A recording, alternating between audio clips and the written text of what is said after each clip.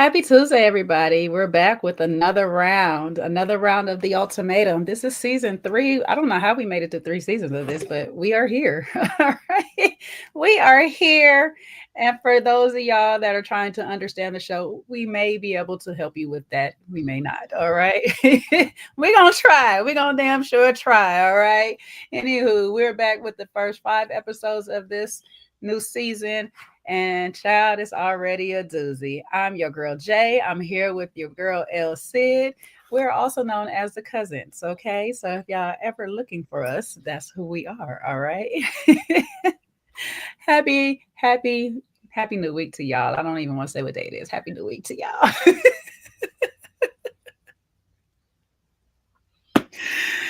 Oh, it's been a minute since we have talked and reconvened. So, let's just do a quick little catch up. How are you doing, Elsie? I'm doing well. I'm a little tired. I'm doing well. My on my channel, folks are making requests for shows that I don't know how I'm gonna make it in my calendar, but I'm gonna try. I don't even know why you saying that because we try to figure out how you make all this stuff that you do in your calendar. I'll be over here struggling. I'm like, girl, I don't know how she watching all these shows, and I'm over here like, I don't move as much as you do. I'm not as mobile and I don't go all over the place. I'm at work. I'm at home, so I can have wireless headphones on and Netflix is playing. So I can be listening and I'm like, oh, that's a good note. That's a good note. And then I go back on my Google Docs and I'm like, "Du-du-du-du-du." And then at the end of the day, I'm like, okay, film, film, film, edit, edit, edit, upload. funny enough, is like when I was stationary in the kitchen. That's exactly how I was watching. I was listening to most of it, most of the time, running back to the screen to try to see who it is that's talking real quick. Like, oh, okay, who this? All right, got you. But now that I got like all the time in the world, I just cannot sit down. I can't stay still to do it. It was so hard to get these five.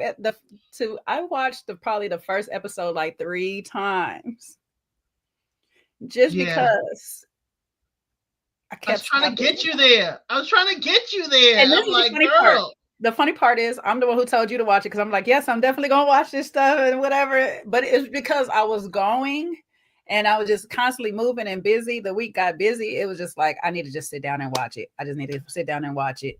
But I'm glad I did because this season right here, baby, it's a lot to talk about. There's a lot of different dynamics, especially with relationships.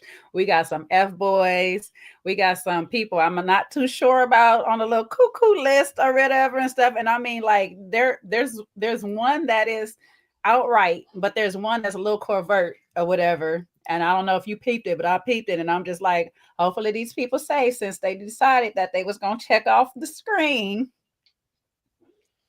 Okay. I'm not talking about that one. That one was all out in the open cray. Okay. But I'm talking about this other one who decided they was going to check out the screen. But I was turn the like, all camera. right. All I was right. watching him. I've been watching him.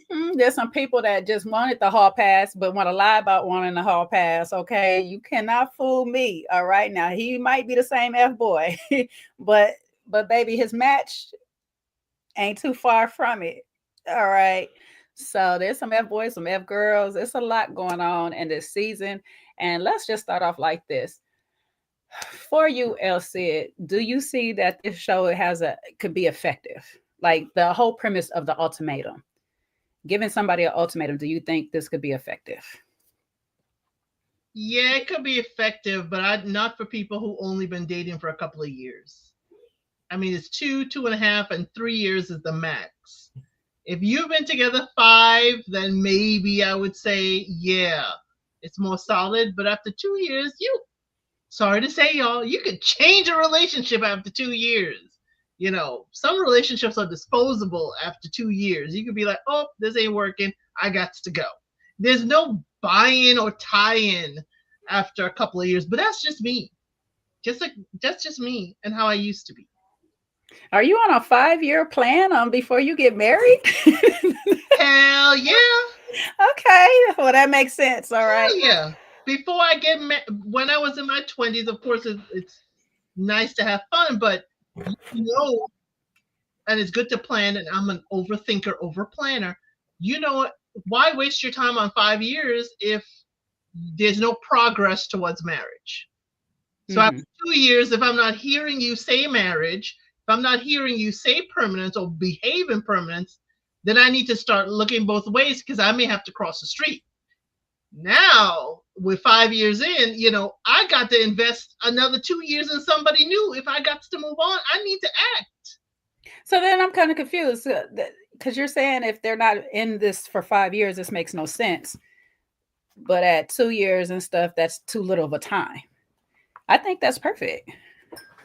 For me, the 5 years, the relationship has more permanence. So even if you were on a 5-year plan, it's kind of like, this is the end of my 5-year plan. I got to know if I got to go. But I think many of them aren't that serious after 2 years. One of them ain't even living together. You mean in the same state? No, there's one in the same state and one ain't even living together. I don't think Vanessa was living with Dave. You don't necessarily be having to live together to be serious, though. Because you can live together and still not be serious. As we can clearly see. Clearly. Okay, like some people was just looking for a reason to have some new delicacies. Hello. Hello. Some new hors d'oeuvres, okay? They're trying some new shots, all right? They out here with the slippery nips and all this stuff of it all right? I ain't gonna say, but some people out here ready to take their shots elsewhere. But like as far as I'm gonna give you this ultimatum, you date other people, do you see if it work? At first when I'm watching this show, every time I feel like I start a season with this, I'm like, this makes no sense. Because I'm not trying to like compete Netflix with on as far as put a ring on it, but I do like the value of put a ring a little bit more because they're dating different people. I understand part of this premise is to try to push these people towards marrying their person. However, just dating this other person that's going through the same scenario as me, I don't feel like necessarily can push it. But then as I continue to watch this season, there's a few people that I was like, you know what, this is probably the best scenario for you. For you specifically, this is probably the best scenario. And I'm going to highlight Mariah for that or whatever. Granted, though, her situation gets a little tricky because of other people's decisions. It got a little tricky, but I think for her, it can be a great experience. For Zaina, I feel like I'm just say her, butcher her name. Zanaya. I feel like for her, it's a pretty good experience, though not enough. I think she does need a little bit of dating other people. Because the person that she's matched with is not totally bad. He does do a lot of things that she lacks in her relationship to help her know that she's lacking. But I don't think he's that overall something that makes her eyes stray far, far away from her home or whatnot. So like if they can, I know they can't combine the two because, Ona stepped in and jumped in real quick. But if they could have, they needed to add in some more extra people that they could potentially date. Like they got the options to date the people there, and maybe 1 or 2 outside dates would be added. I think it'd be a little bit more beneficial because in some cases, while we dating the people there, we notice that we start making plans on how we sabotage everybody's situation. Everybody's experiencing this because it was just too much for me. I didn't know what I was signing up for. Oh, woe is me. I can't live without my bestie. You doing bars. You rhyming.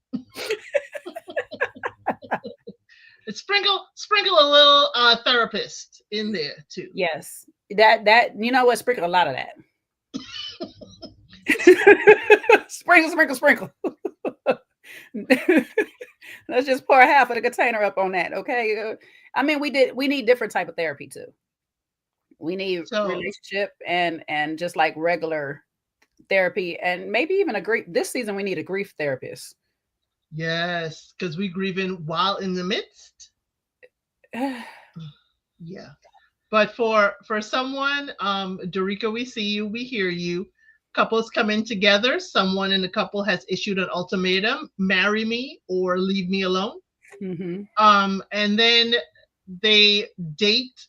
The couples date, like speed date each other. Then they go on single dates together, and then they get to pick another person to do a trial marriage for 3 weeks. Now it's a month, and live in an apartment with your trial spouse.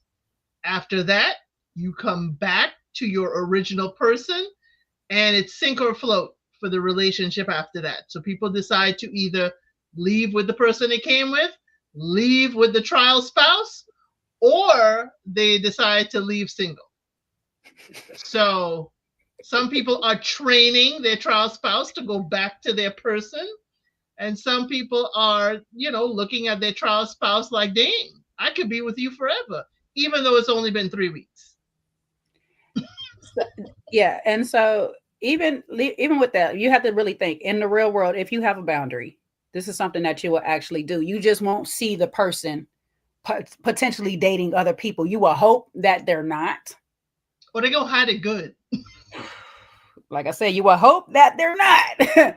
But you won't see it. But in the real world, that you would be giving ultimatums to a person. Sometimes you give them verbally out loud to that person. Sometimes you just have them within. Like if I don't hear, like LC, like you said, if I don't hear within this time frame of marriage, you start talking about marriage or anything, I'm starting to look elsewhere.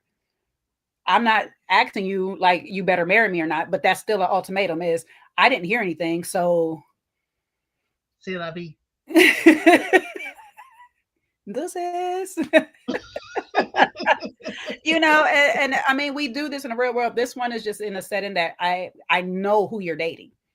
I know who this is, and there's a beauty to it, but it's also it's a catch-22 beauty, because you can talk to the person who your person is dating, and if they're actually genuinely there just saying, hey, I still want my person, but I'm finding out information for you about your person that could potentially help you with your person, then it could be a benefit. But the flip side to that coin is that person actually liking your person, then you got to question, why are you telling me what you're telling me? My thing is, I don't like the fact that you have to stress so much that the person you came with is your ex, and you have to treat them like your ex. And you on to the next in front of their face. Right. Holding hands, like this. Doing the little fingers, Like But for me, and I know we haven't started talking about the couples. We're going to get into the couples. Don't worry. But for me, I was just like, this is great for a poly relationship or some open relationship type thing, like to start your practice off. However, you just broke up with me like a day or two ago. And I know it's like literally a whole week before they actually choose the next person, but still, that's only a week.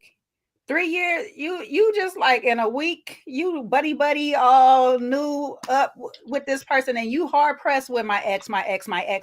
It's like, I don't know if they making them say the stuff over again or whatever and stuff, or some people are just so comfortable with saying my ex. I'll probably be saying their name before I say my ex. Be like, JR over here, Sandy over there. They keep like, woo, like, I'm not just gonna be like, yeah, your ex came by today. Oh, I seen your ex today. Like, well, that's my wife now. You can't talk to her. That's my wife. Wait a minute. Y'all ain't even went down no aisles or nothing. This is a trial, period. Okay. After 7 days, this stuff can end if you do not put a payment down. What is you talking about? Yours? You ain't no yours, B. It's just on lease. Right. You ain't even took it off the lot yet. What is you doing? Miss one payment and see what happens. You on the production lot. You ain't even in real life. Starbucks is downstairs in the building. This is not real life. Right. And for the most part, you're getting the representative of the person. So it's like to be so pressed and full on as some of these people are in these 5 episodes, like you're barely the 3 weeks in and you're saying the L word. My guy off of Demon Night couldn't even say the L word. And we naked, closing the door and looking from the back.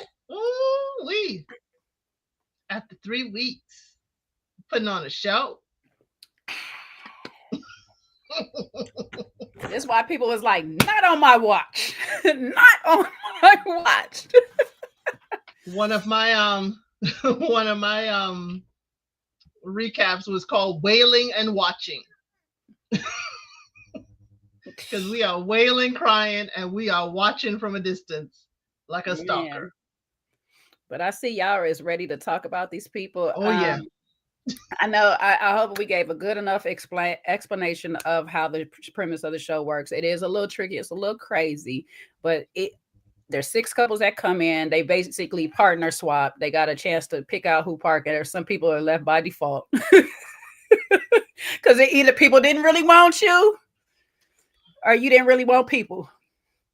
That was the thing I didn't like with this, because usually we have a matchup where multiple people want the same person, and they got to then figure out, or there's a whole kind of split screen, and you're left with someone by default because your 2 choices didn't pick you. I wanted that, but everybody kind of paired up. Ugh, no drama. They paired up, and but we did have like a little 3-way situation or whatever. And of course it would be JR. It would be the J to the R who brought it. But anyways, let's get into the initial couples that came in. Okay. So the initial couples that came in, we'll start off with Mariah and Chanel. I mean, Micah and Chanel. Because by episode 5. Peekaboo, I don't see you. Episode 5. And I was just like, this is the one else said that I was just like, I hope she okay. I hope she is okay. I really was, because the way he was saying some stuff at the very beginning, and it might be just me just hearing too much into it, but it was giving me modern day pimp with somebody. You know what I'm saying? Like, I'm not about to let my bottom go to nobody. And I don't say that I don't try to say that in a very rude way, but and I had to sit back and really just check out some stuff, because I was like, Jay, you just be on some other stuff sometimes. Shut up, just like work with it. But I was like, he got a lot of free time to be sitting here riding in the Uber Eats car with her and be like, guess who was there while you made it? I was like, is this hustle or flow or some stuff? Like, what is happening right now?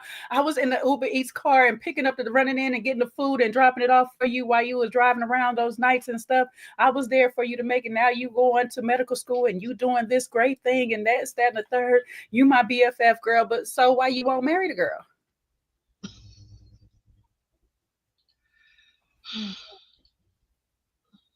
It's like you want some type of control over how her life is moving and going, but you don't want to actually invest, like really invest. Because you ride around in the car while she made her deliveries and stuff, and now that she's going to school. And I got part of it. It's like, you want her to finish her school and be in her career, but she's saying, hey, I can handle all. I'm sorry. I didn't like Micah. I didn't like him at all. He came in using her career to get out, slip and slide out of marriage. It's like, baby, you just had your career, and what if we have a kid and, you got to stop your career and, you just get started. And what was that career again? Marketing. Yeah, marketing. He's giving dust. Plus with Micah, I did. Oh God. Micah was giving me not that part of the dust bubble, as you would like to call it, but he kept calling her wife when she was not. To me, that is the height of manipulation. The height of it. You're not going to make me legally a wife. You could claim, hey, I've been calling you wife. You know you're my wife. I introduced you to everyone as my wife, but you don't want to put pen to paper and make the commitment and the vows. That for me was the worst part of Micah. And Chanel accepting it. I'm sorry. But that's why I was like, Why didn't we see much of them at the dinner? We didn't hear their name and age at the dinner because they poof and disappeared by episode 5. Yeah, but I mean that's what was her complaint. Is like you would title me wife, but actually won't actually give me the deed to the title. You won't actually sign that paperwork that says I'm an actual wife. And that's why I was sitting here looking at it, because it is cute to sit here to make sure your girl, is safe while running these deliveries, especially at night. I see a lot of people that do is sit in the car with their girl, and it's like, I know it's a girl picture coming up here to my door, but it's some man or whatever and stuff, and then she be in the car sometime. So it's like, I get it, but everything he was saying, it was based off of her career, her not being able to do this. It sounds like she won't be able to take care of the kids, because it's like, what are you doing, sir? You have to be telling me that you're doing a lot, that you know what I'm saying, that you have this multi-million-dollar business that's going on that takes away a lot of your time, that she's going to have to be full on with the kids by herself or some stuff like that, because you had time to sit in the Uber with her all this time. So you have time to watch the kid if she goes to work. If she's the breadwinner, it sounds like that's what she is. Sounds like he wants her to be the breadwinner, but he does not wish to be a house husband. Well, you got to be doing something, my love. What are you doing? What are we doing? But Chanel scares me with her tomorrow is not promised. I was like, baby girl, who has disappeared in your life overnight? Wasn't it one of her parents? I was trying to remember. I didn't get it. She was like, waking up each morning is not promised. And I was like, ooh. But I didn't get who it was. Raised her. Yeah, it sounded like somebody that raised her, that she was close to, Nana or somebody.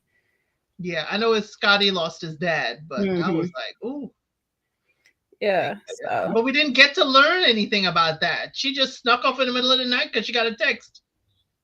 Yeah, snuck off in the middle of the night. Then her and the other couple, they all had a secret meeting and decide, you know what, F this process. But the messed up part is, if y'all had chose each other to partner with, okay, F this process, but y'all chose other people to deal. So now you leaving out 2 other people out of this process. And it was like, for me, and we'll go to move on because we don't have much else. You have any more else on Micah and Chanel? No, just Chanel is making it bad for us to ask to go out for some air. Okay? We can't go and ask to go out for some air because they're going to think we're trying to see the ex. Right. First of all, the way that man cried at that table. Who? You didn't remember the dinner table when she was sitting here choosing the person and he sat there, that's my best friend. I just thought, I was like, oh, your best friend, but you can't marry your best friend. You could sleep with your best friend. You could ride at Uber Eats with your best friend. You could do all of these things with your best friend, but marry her. Okay, sir. It was giving me homie vibes. I'm sorry.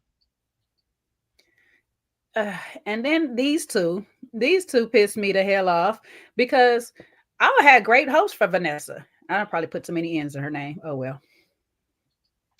I had real great hopes for her because it was like she did vibe.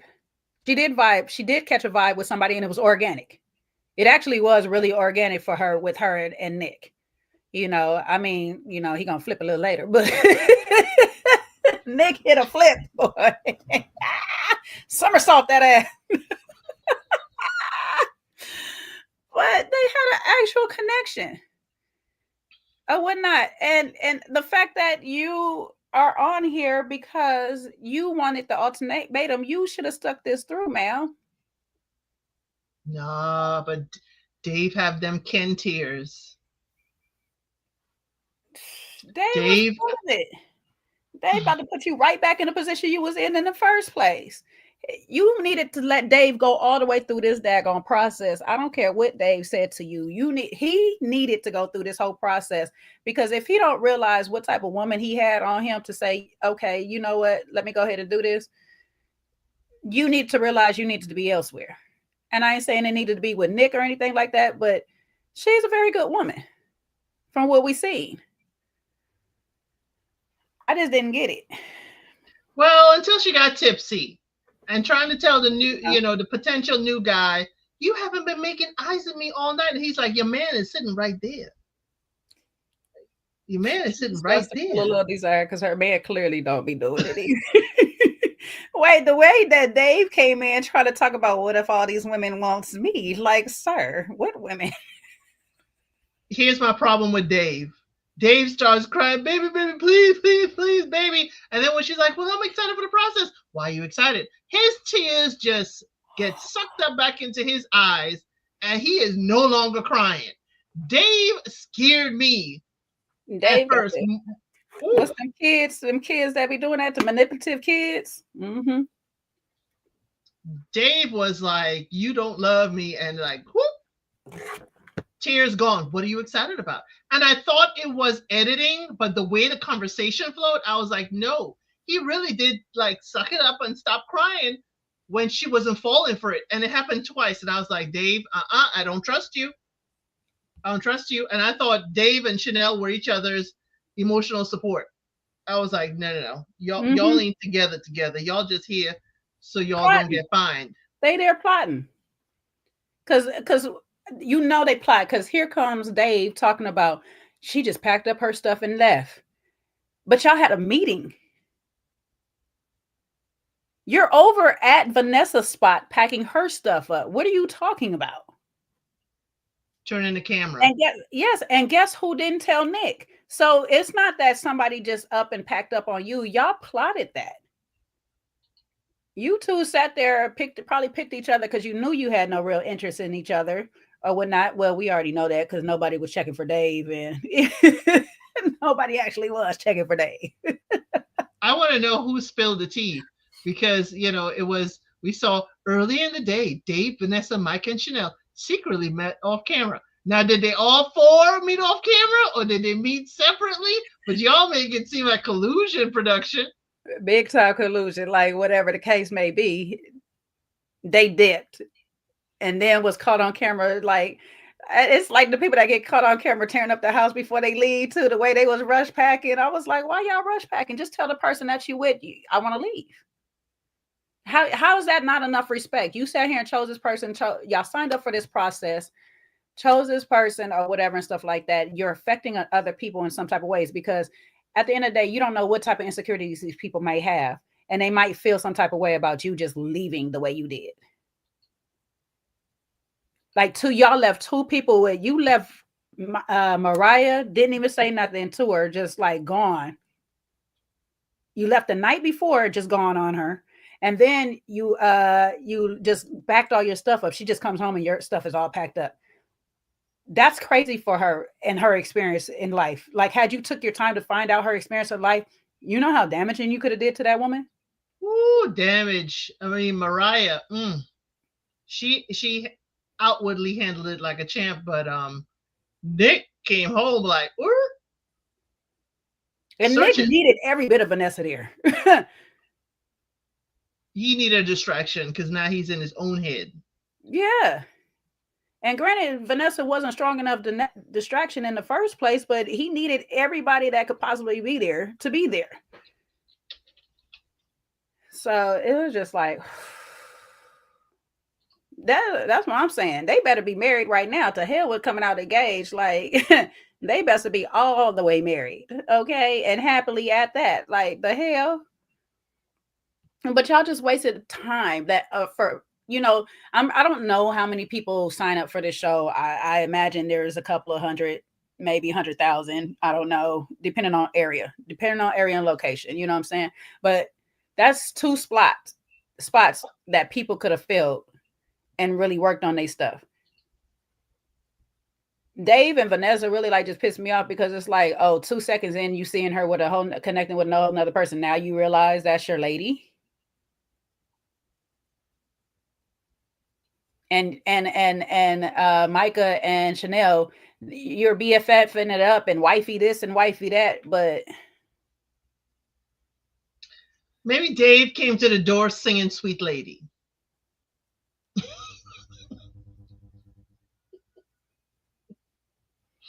Listen, and we don't need these people stop coming to the door. We know it ain't gonna take much for Chanel to follow Micah.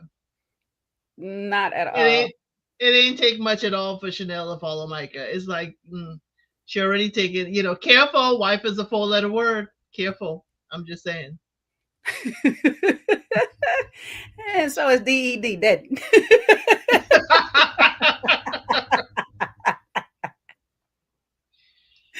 I was like, no. oh, She told Dave, I'm going to get some air. You're leaving the man. You knew you were leaving. yeah, with a full backpack and a hoodie. Like y'all about to go do Uber Eats this night. You about to go do some work. That I'm was gonna it. go work. I'm about to Yeah, go she need work. to go to work. We need, Chanel, we need to go back to where we started in our relationship so we can reconnect. Let's go do some Uber Eats rounds tonight. Okay? Let's reconnect. Let's reconnect over some fries, baby. You know how we do. Eat a couple of fries out the bag before we drop them off. Oh, y'all so bad. Don't do that, y'all. Don't touch my fries. Leave my bag sealed. But nah, yeah, no. I even feel like that was some BS because he was too agreeing on that. He knew where she was going. Y'all had a whole little secret talk or whatever. And see, I can't recall if they were able to have their phones in the past, but they don't need their phones. They don't need their daggone phones. They don't need them. No Y'all need way. to treat them like the people off of Love is Blind. Y'all don't get y'all phones until y'all back up into the daggone. Get your phones when you back with your actual person and see if you still texting the other person. That's Right. Right. but why you just with this new person, you don't need your phone. You don't need to talk to the old person and all this because this phone is disrupting a whole lot. This phone has been disruptive this whole daggone season so far. Okay. So yeah, I advise no more phones. Netflix, if y'all listening, take their phones away for that first month. That first 6 weeks Month. at the least. Take their phone away. We only see each other at the parties. Yeah. And do 2 apartment complexes. I know it's bad for production. You want to be able to have the crew and everything, but have them around the corner or something. I mean, like, my golly. I was We like, need where security at y'all night. I know there's some apartments that is like they're kind of big, so you shouldn't space. You should be not close to each other. But the fact that I could see you from my balcony, standing outside in the rain with a boombox, is a problem. Okay, like why do I see you outside? Not only outside the balcony, but after I see you outside the balcony, it had to be switched around because there's no way after I peep you over the balcony that I'm going to the pool to hang out in the open to be in your face. I'm But sorry. even still, even if you see me on the balcony, how you know exactly what room to come to? Oh, I know. Oh, it ain't hard. I got a lot of time. I ain't got nobody to watch me watch you. Right. All I gotta do is 1, 2, 3, 4. Okay. So as soon as I get off the elevator here, four doors down. You got it. You know. Yeah, you got to get better buildings. So there's some buildings that you just can't tell from the outside like that. There you go. You got to put them in better ones. But like I said, this man had a lot of free time, so he was probably on the escalator with a hat down low. And because anyway, we'll get to them. Yeah, we gonna move on from these two, okay? Because these two, like I said, these 4 people, they just disrupted this whole process. Because to be honest with you, I really wanted to see. So okay, so for those that don't know, Dave hooked up with Chanel, with Michael's person, but Vanessa hooked up with Nick, who is Sandy's person, and I really wanted to see that go through a little bit because one, they matched pretty well on a lot of different levels, but I just needed to see Nick with somebody else so he could be a little bit unfocused, or I wanted to see at least how he pretends to be unfocused going forward and try to put his energy into somebody else because he really needed to put his energy into somebody else. And then, like I say, in Mariah's case, I feel like this kind of helped some regards because there was no connection between her and Micah at all anyway. It was going to be more of a, I see you, I'm here, support you, whatever type deal. It was very dry when they got together. For her, in some regards, the disappearance of these 4 kind of does help because she does this is what Caleb wants for her. She's with Caleb, and this is what Caleb wants for her, is to kind of start to experience a little bit of life on her own, because her whole life has not necessarily been a solo trip, so to speak. Right. So, in some regards, this time alone may help her, but the way it was done was very distasteful and disrespectful to who she is. Absolutely disrespectful. And whatnot. So the cast was told that Mariah and Nick will be going it alone. It was the highlights for me. It's like, oh, I'm glad y'all didn't try to just mash up Nick with Mariah. And Mariah was like, hey, we could just be buddies. We could go boxing, we could go hang out, but that's about it. Sorry. Yeah, that's for real. Because he was at that point, he's like, I'm not even trying to pretend to be with you. And we could talk about that little conversation for a little bit real quick, because they go to have a conversation with each other. They have a little sit down, and it was quite interesting. I got Nick in this a little bit, but I was like, Nick, you're too extreme in your emotions. I get that she doesn't really show too much, but that's probably the way that she was raised. She's already kind of like, she's probably a little bit more distant on it and stuff. And so her being left by Micah wasn't much to her. She's just like, I wasn't really attached to that man. I don't really care or whatever. I'm here. I'm here just to be here. But Nick scared me with the, are you ever a mess? I'm like, why do you need to see her in a mess, Nick? Are you going to push her buttons till she's in a mess? That screamed to me where Nick is at. It's like, are you ever a mess? So keeping it together like Mariah is and not showing it outwardly, for him, he needs to see a mess. Now, you can tell me he's an artist in him, but I was like, it was a little sinister to me. She's like, yeah, I can be a mess, but this ain't called for that. Yeah, that is a weird question to ask somebody you just got kind of met. It's just like, are you ever met? It's like, are you hurting? And she's like, yeah, I feel some type of way. It's okay, I don't see it. Well, you're talking about it a lot. You're the one, you need to express it out more this type of way. I don't express this type of way. We all express differently, so I might be a little more internal with how I feel about it and whatnot. But there's a whole thing. I wasn't necessarily depending on this person, nor did I have attachment to this person or anything like this. My whole agenda was to be with the person I gave the ultimatum to. I'll be like, Nick, why are you a mess? Aren't you the one that wants to be married? Aren't you the one that wants to be a husband? Why are you the mess? Sorry, can't answer a question with a question. I know. It was hilarious, but it was just crazy to me. That conversation was just like a little off. It was perfect at first, because it was just like, okay, so y'all could kind of lean in on each other and have a different type of experience of this together or whatnot. But I was just like, Mariah, just go your way, because you clearly not gonna be able to depend on this man at all, because he didn't even have the proper boxing form, so we'll leave it at that. But he shouldn't even be boxing either, because as an artist and as a painter, he needs his hands. He shouldn't have been doing that in the first place. Well, sometimes you can splash paint. Not a Kojo sandwich. What did you do, Jay? It's better this way. It was, you wanted a healthier sandwich? Okay. I'm even working at that. Hold on. I'm not working. Your internet's still not working? My camera's not working. I'm trying to put my laptop camera, it's not working. Yeah, hey guys. I heard what you guys talking about. You're talking about Dave and Vanessa, right? Yeah. And the four that left. Man, you know what? The Fantastic Four went down with it, man. It was unfortunate, and maybe I'm being a little bit biased here, but I think 3 out of 4 were happy to leave. I say that in the sense of, I think one of the people went along with it because they're easily led, and that's why they're in that relationship in the first place. That person's Vanessa.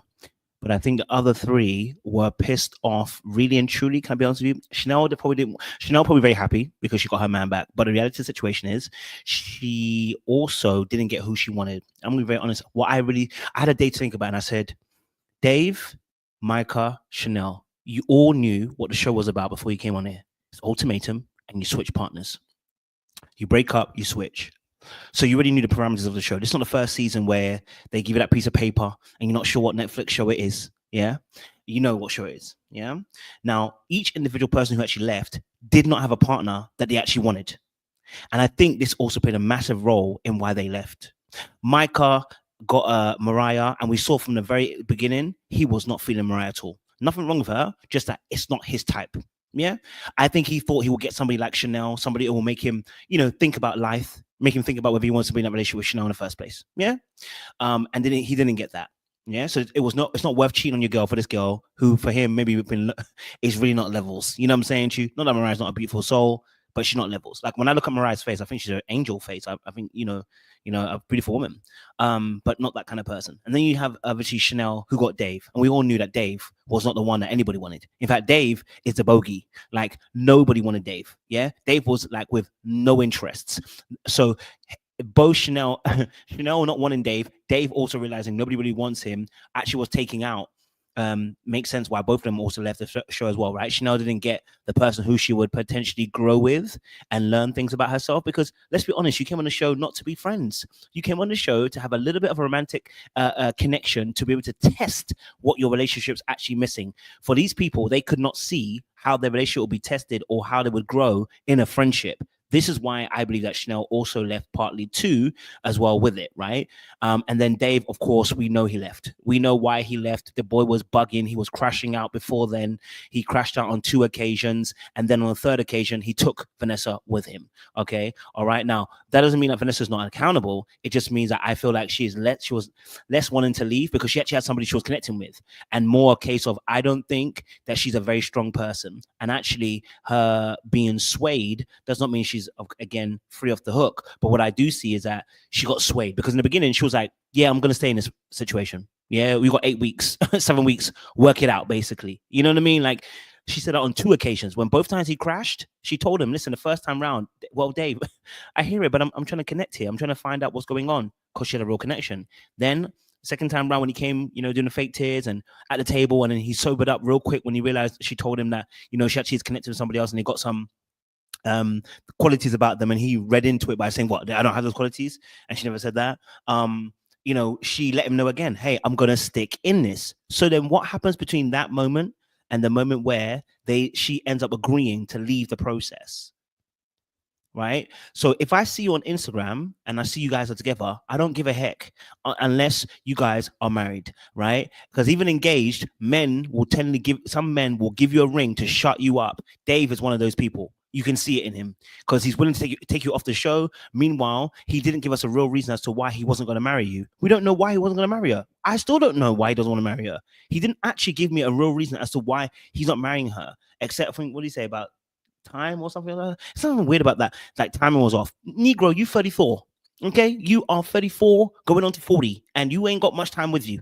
Okay, all right. I know we talk about men and how they can have children late. Yeah, but who wants an old daddy? Nobody does, right? No offense to anybody who's an old daddy. I'm just saying in general, like, if you can have a choice, like, you an old dad, he's gonna be an old daddy. So you don't want that. You know what I'm saying to you? So what is it you're wasting my time? You're wasting her time. You're wasting everybody's time. Dave is a time chronic waster. And there are many men like him who waste time consistently, because what they're afraid of is that they can't find a better you. And so because they hold on to you to see and wait, almost like playing cards. I'm holding on to these cards to see if I get a better hand, and they're going to switch over. So if I was Vanessa, you gave him an ultimatum. You can't go back from that. Once she issued an ultimatum, I hope she knows you can't run it back. You can't now go back to your life and be like, do you know what? Forget about the ultimatum I made. It was just a joke. Let's just try and see what we go with it. No, sis.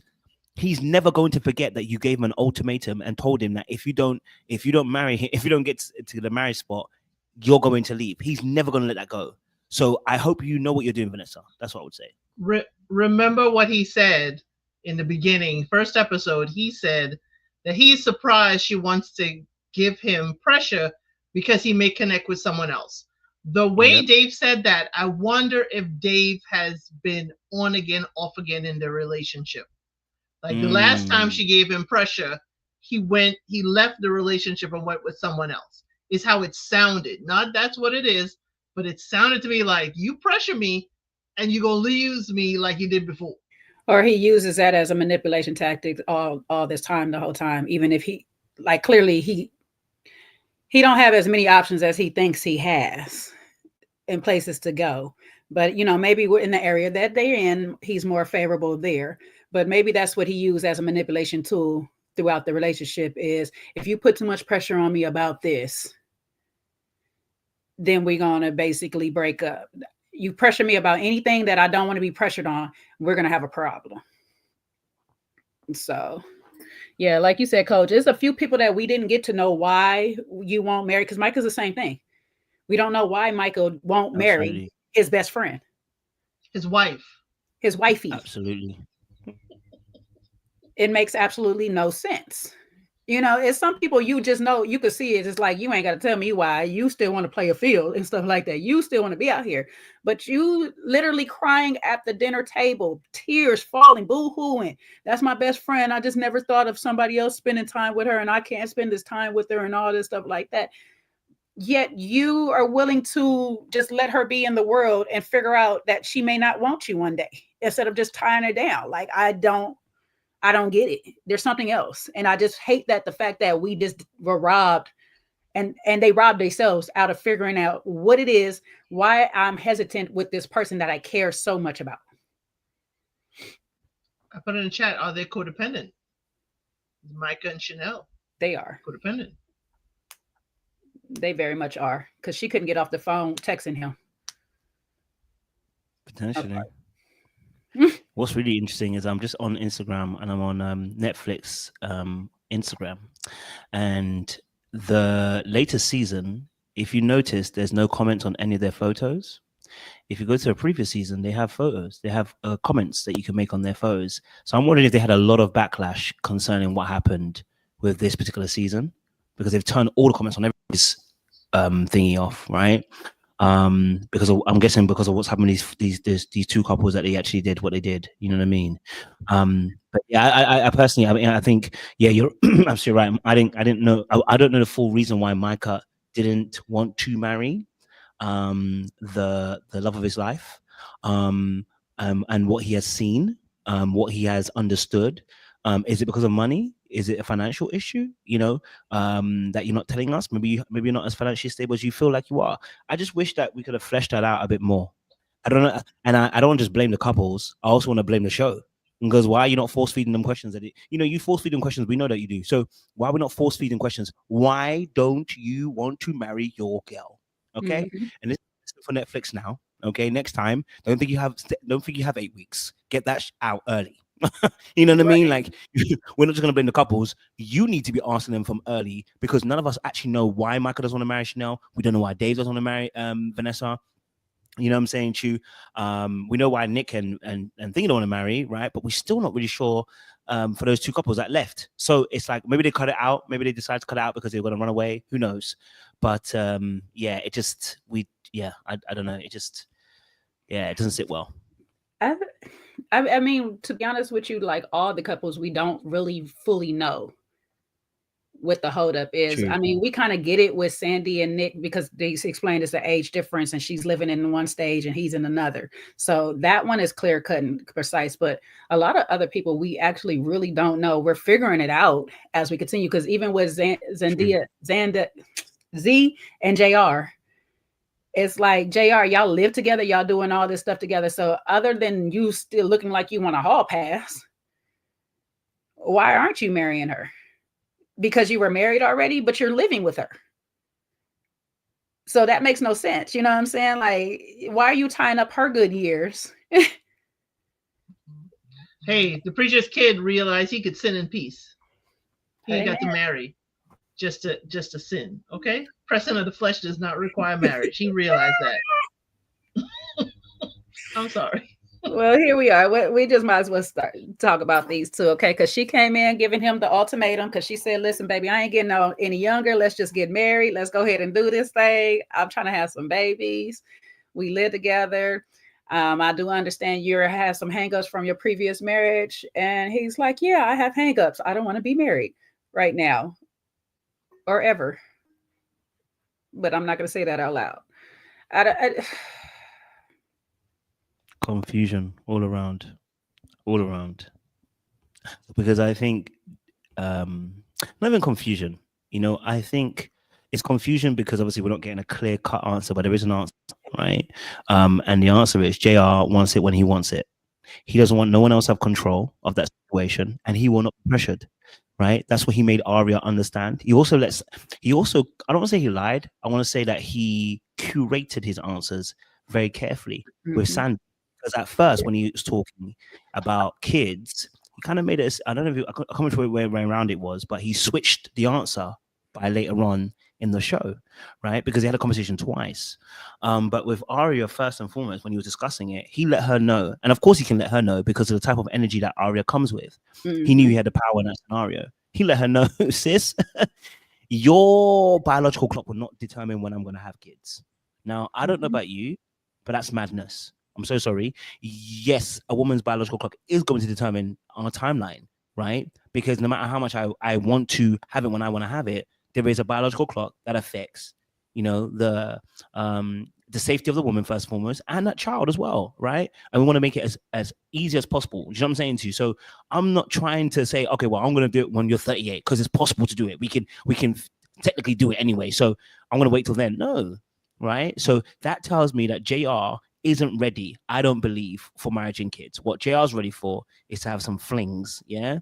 And he wants to get his thing wet a couple more times, right? He's not fully ready for a commitment because of the fear that he has. And he's trying to F it out in plain English, you want to put it that way, right? So we didn't really get the full understanding of what him and Zaina's actual issue was. We get some aspects of it that, he may feel that she's not as emotional, but then I'm looking at him, he ain't emotional. So I'm like, okay, so him not being emotional also means that she's not emotional. And it's like, that's as much as we got. But in terms of actually fleshing out a reason as to why they're not married, all we heard was JR. Zaina seems to be ready, but JR isn't. And we don't know actually fully why, apart from we got little scrimps and scrapes about he's afraid of being cheated on, even though he did some of his own madness now. He's afraid of, being hurt in a relationship, even though he did his own, and that kind of stuff. But it wasn't really a detailed breakdown. Not at all. Well, here's my question. JR said they divorced because of infidelity in the marriage. And people just automatically thought it was her. We never got clarity as to who cheated. Or first. We never got clarity. Because it's sometimes that get back, it'd be like, oh, I didn't think she would do me like that. Yeah. So I'm like, everybody was all so quick to be like, poor JR. And I'm like, okay, infidelity in the marriage. Now who exactly did it? We never heard that. Well, we know he said that she cheated, feel good. But we also don't know why she cheated. No, we don't know what you didn't do or did do to cause her to check her DMs and do whatever and stuff like that. You know what I'm saying? And I can kind of see it because there's, like Coach was saying, there's an emotional disconnect there or whatnot. Like Z is getting the emotional love that she needs from Scotty. The words of affirmation, the things that make her feel like she's valid in a relationship, even if she's not doing the most out of it or whatever and stuff. She's getting those little things that she needs on that end. And I feel like that's what's lacking from her, which is kind of weird that Scotty's giving it to her and doesn't give it to Arya. However, that's a whole nother story.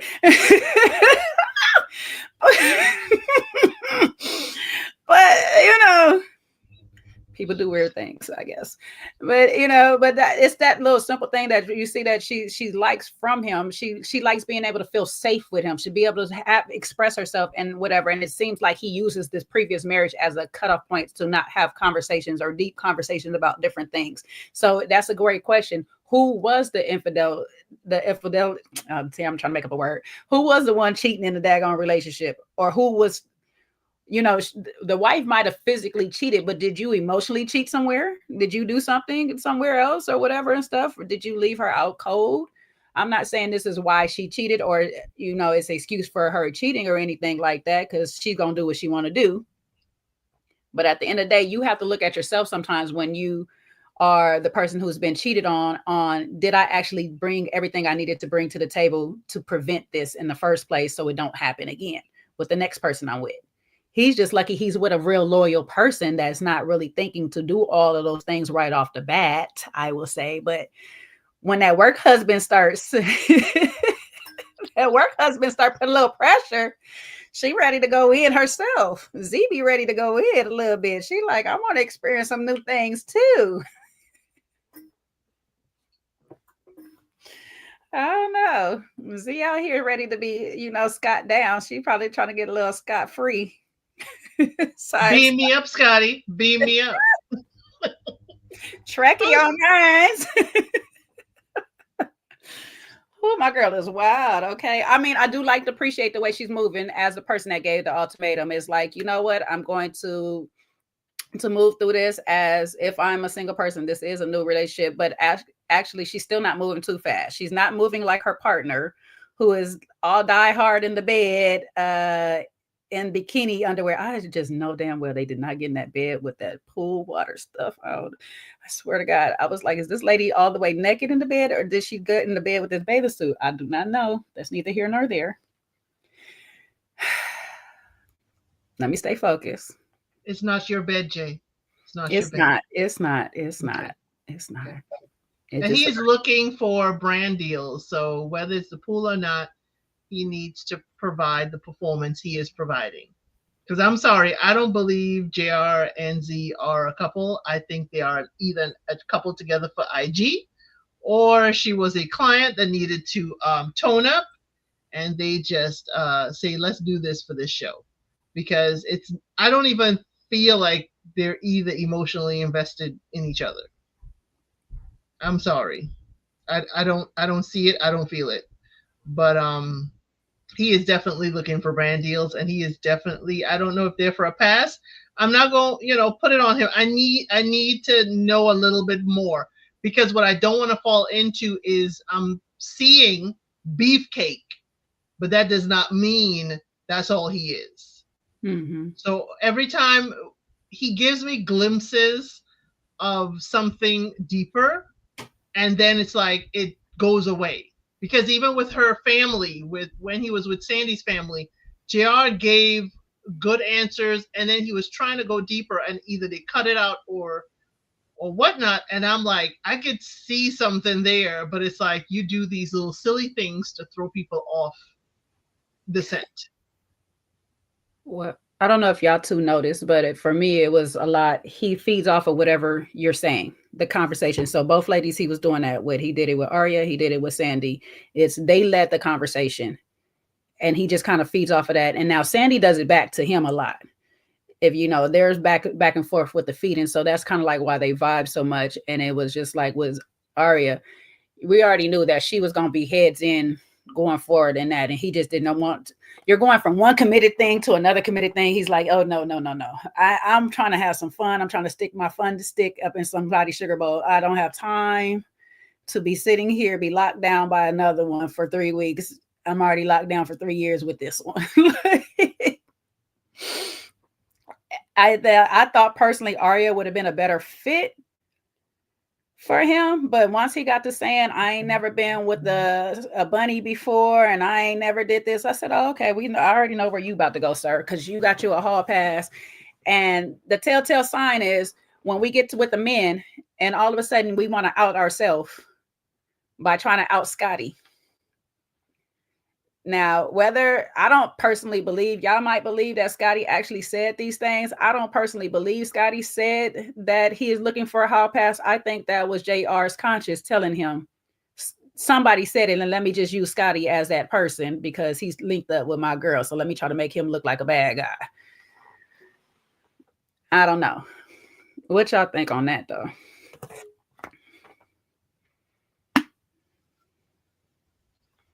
Told you there. Maybe his sorry. No, I was just going through his TikTok. I was doing some investigations on JR. No, I was looking through the TikTok to see the weight gains. I want to see what he looked like before. Okay. Sorry. What was actually said? So that I can just address it really quickly. Sorry. We was talking about at the men's dinner, the last men's dinner. I said I don't totally believe Scotty said, he's looking for a hall pass. I just feel more that's JR's conscious talking. But yeah. So yeah, I thought it was quite weird that he said that, because I was like, in what way did he come about this information? I know he said it was said in the gym, but I'm like, so wait, Scotty just telling people in the gym that you go to do and that you found out? I said, damn. I mean, that's a bit weird. Like, you know what I mean? And when was he having these conversations? Like, that was a bit weird for me. But yeah, no, I don't know. Someone said that as well, that it could be Nick that might have done it as well. I thought So I about don't that too. know. You know, but yeah, I don't know if that was said. But either way, you know, I know that, you know, JR feels some type of way about it. And to be honest, uh, I don't know. I don't know. I mean, I get why he brought it up because he wanted to address it, right? He wanted to make sure that if someone's talking behind his back, more just talk to his face. You know what I'm saying? To you, like, don't do those kind of things. I think that particular whole section of conversation was really interesting because it literally was like a roundabout of people outing each other, right? Like, 'cause obviously, you know, JR still talking about this. No, I wouldn't say JR, but Nick is obviously apologizing for his shenanigans, and you got obviously JR kind of calling out Scotty. Scotty's now talking about how he's doing his thing with, you know, with Zaina. At this point, is Micah in the room? Micah's in the room, right? Micah's Uh, still there. no, Micah's gone Micah's by not this there. part. No, Micah's gone it's by that just the part. 4 men. It's You're just right. You're right. You're right. yeah. Sorry. Yeah. Well, how am I thinking that's last episode? Yeah. So I don't know why I thought I saw Mike in the room. But yeah, no. So like, you know, it's just it's a tense affair, right? Personally, I didn't think it was Scotty that said anything because I was like, I don't know how he would come about that information. Do you know what I'm saying to you? Maybe someone told him, maybe it was production. I don't know. Someone might have snitched. Someone might have said something. And I guess obviously, but part of me also then thinks like, I don't know why, but that's me being judgmental. It kind of fits Scotty's profile if he did say something. You know what I mean? Like the way he behaved in it just kind of fits his profile a little bit. So that's what I'm gonna say, right? So I wouldn't say it definitely is, but it kind of fits his profile if he did say something because he looks like that. But yeah, you know, JR definitely didn't help himself in that situation, right? By talking with Nick. And I know Nick, like I said, I can understand why Nick crashed out a little bit in that conversation. I can't understand why you crashed out before then and went to the house, but I can understand why you crashed out in that conversation, right? Your fears have been realized because it's a black man taking your wife. Okay. All right. So I understand, right? But in that aspect, all jokes aside, you know, JR, I know probably maybe JR and Sandy probably came up with a pact and probably said, you know what, let's not tell anybody. But if you're going to do that, you need to come up with an effective plan about how you are going to get around these questions. Because if Nick came to your house, he ain't letting that ish go. And you know he ain't. So you then have to be very careful, all right, to how you deal with the situation and how you handle questions if you're going to lie. Because if you're going to lie, you better lie well. Because if you're not, just tell the truth and come clean. Like, yeah, bro, listen, maybe it's not a conversation for here. Let's talk about this a little bit later on with me and you one-to-one. You know what I mean? But if you're going to lie and it's a bad lie, it looks even more worse on yourself and on Sandy as well. So I didn't think he did well on that aspect, right? But talking about how if I slept, did you sleep with her? Would we sleep in the same bed? Like, what you mean, bro? Come on. See, that just makes it look really, really bad. You know what I'm saying, Chu? So for me personally, I think JR, you know, just probably should have handled that better. And of course, Sandy crashed out too, because I don't know what possessed that woman. What possessed her? And it's not like she even confessed that she slept with her man, but it's just the fact the way she was talking was given guilty. Like it was giving the kid that stole the cookie from the jar and then telling the mum stories about how kids steal cookies from jars. You're like, Mom, I heard someone at school, they stole cookies from the jar. Why are you telling me? Because you stole a cookie from the jar. You know what I'm saying to you? Like, that's what it gave. And I was like, why are you doing that? I'm like, oh man. Yeah, that was yeah. Epic. Their situation is very, very interesting because, like you said, it's definitely telling that you want to sit here and out and then be like, you don't know what type of connection that me and Sandy have and all this stuff like that. It's like, we're talking about your girl, not Sandy. We're not talking about this woman that you keep screaming, my wife. You can't come to my wife's house to her man. like what is you talking about right now? But these two, JR and Sandy, they keep, as they continue to talk, they start dropping the L bomb. And I'm like, why are we dropping the L bomb so much unless we did something more than just kiss or whatever? And y'all like to joke around on this camera, talk about, you know, I don't know what you taste like, not yet, this or whatever and stuff like that. But y'all keep giving these looks like y'all done went there already. Y'all hugged up and kissing. Out of everybody on this whole thing, you're the only couple that is literally hugged up and booed up in this manner. in this manner. And yet, JR, you're steady trying to find out which one of these men is hugged up and boo up with other people, because you're going at Khalid, like, you sure you don't have no feelings towards her? That's not even a woman he's linked up with. Like, why does it matter if he had feelings to her? Why are you trying to find somebody else to be on the outs with you? That's why you're outing yourself. That's why you're sitting here worried about who said you wanted a hall pass. It shouldn't even matter. If you want a hall pass, you got a hall pass, because Grace said you're single right now to do whatever you want with whoever you want. And meanwhile, my girl is over here in your face smiling. So stop getting all angry and stuff. Like, you're getting your chest all puffed out, but at the same time, you're telling another man he can't see his lady. She don't want to see you and all that. And that pissed me the hell off, because Sandy in the background just laughing and smiling at this moment. It's like, why are you laughing and smiling while these two men? And that let me know, besides the fact that's her saying you need to chase me, she like men fighting over her.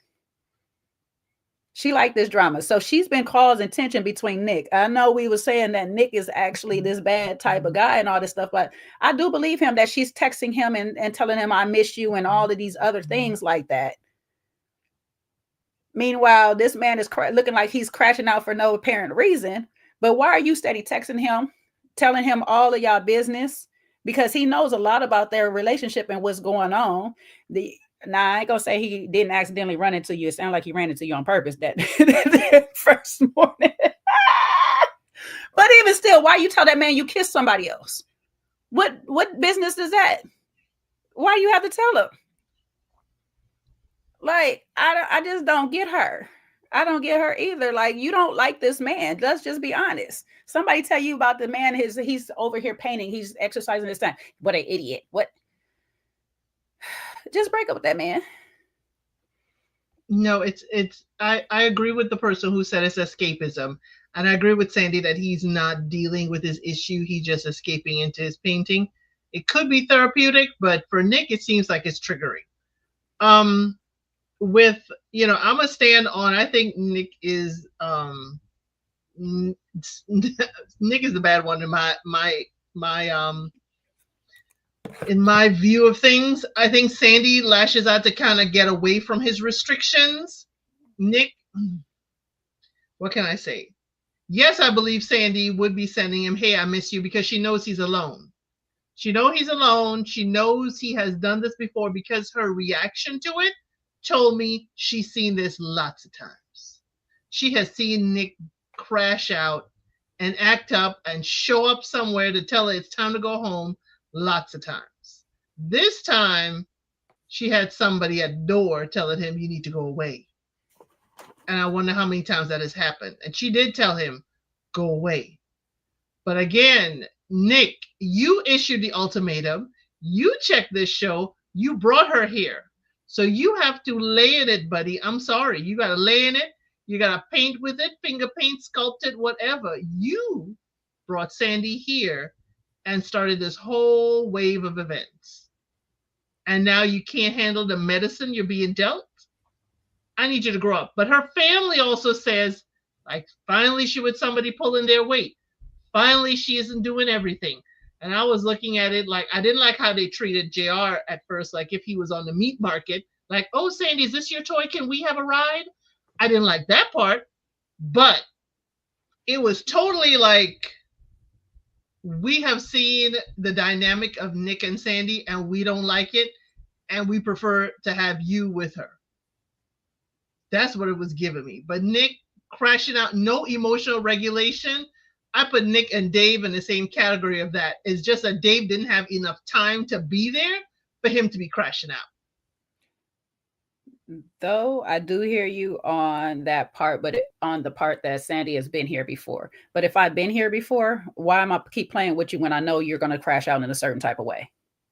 Why would I entertain that? Like, you're on the phone telling him things that you know is going to make him crash out. Like, why would you tell him that you're kissing somebody else or whatever and stuff? Because finally I have your coconuts in a bunch. Usually he's trying to restrict her. So that's why she lashed out. Don't give me no. Usually she's trying to restrict because she's living a whole different lifestyle. She's in the club still, and she's still coming home and calling him while drunk. Yes, and he's okay with that because he recognizes that. She comes home, maybe not to him, but she comes home. My thing is, Sandy is just, oh, this is new. I don't even have to acknowledge you. Somebody can tell you go away for me. This could be Sandy's way of, I'm going to really distance myself from you and get rid of you. He handed Sandy the keys to leave it with this show. Thank you, Feel Good, because she is not like the thing. This man ain't just crashing out just to crash out. Like the heck, or whatnot. She's not helping this situation. I could see if I ain't gonna compare it to Vanessa because I don't know how Vanessa crashed out either. But the way this lady is a little party, she had her eyes set on JR from the time she's seen JR and beeline to JR and no matter to make sure I get him.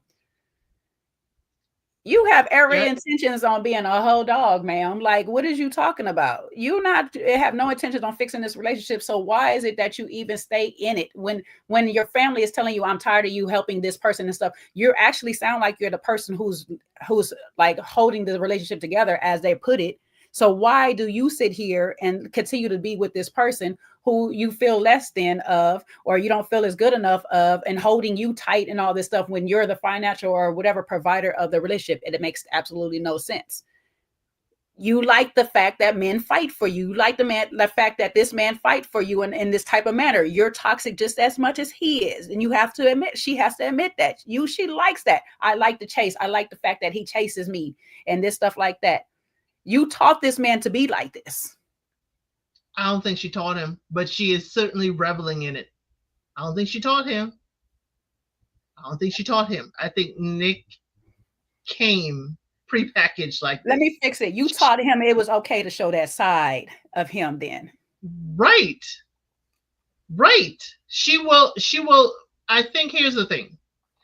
In the way you're describing it, Sandy can come off as a professional victim because she will poke the bear, Nick would lash out, and she's sitting there looking like the injured party. That is definitely could be true. But in this instance, I'm like,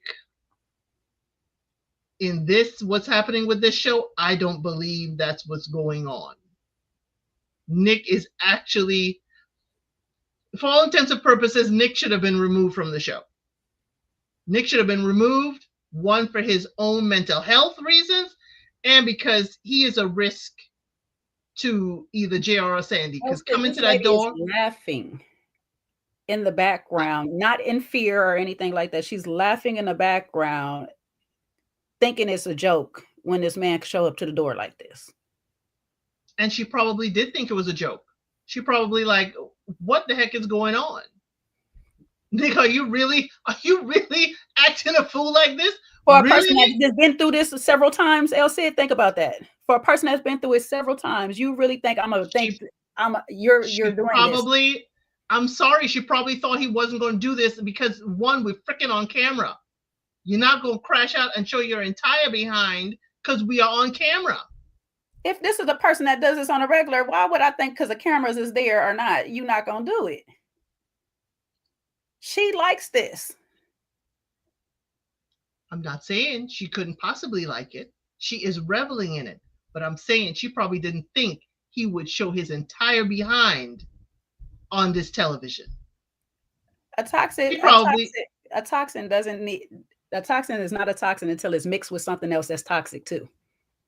And the show is toxic to him and to her. She gonna blame everything but her. You get on my nerves right now.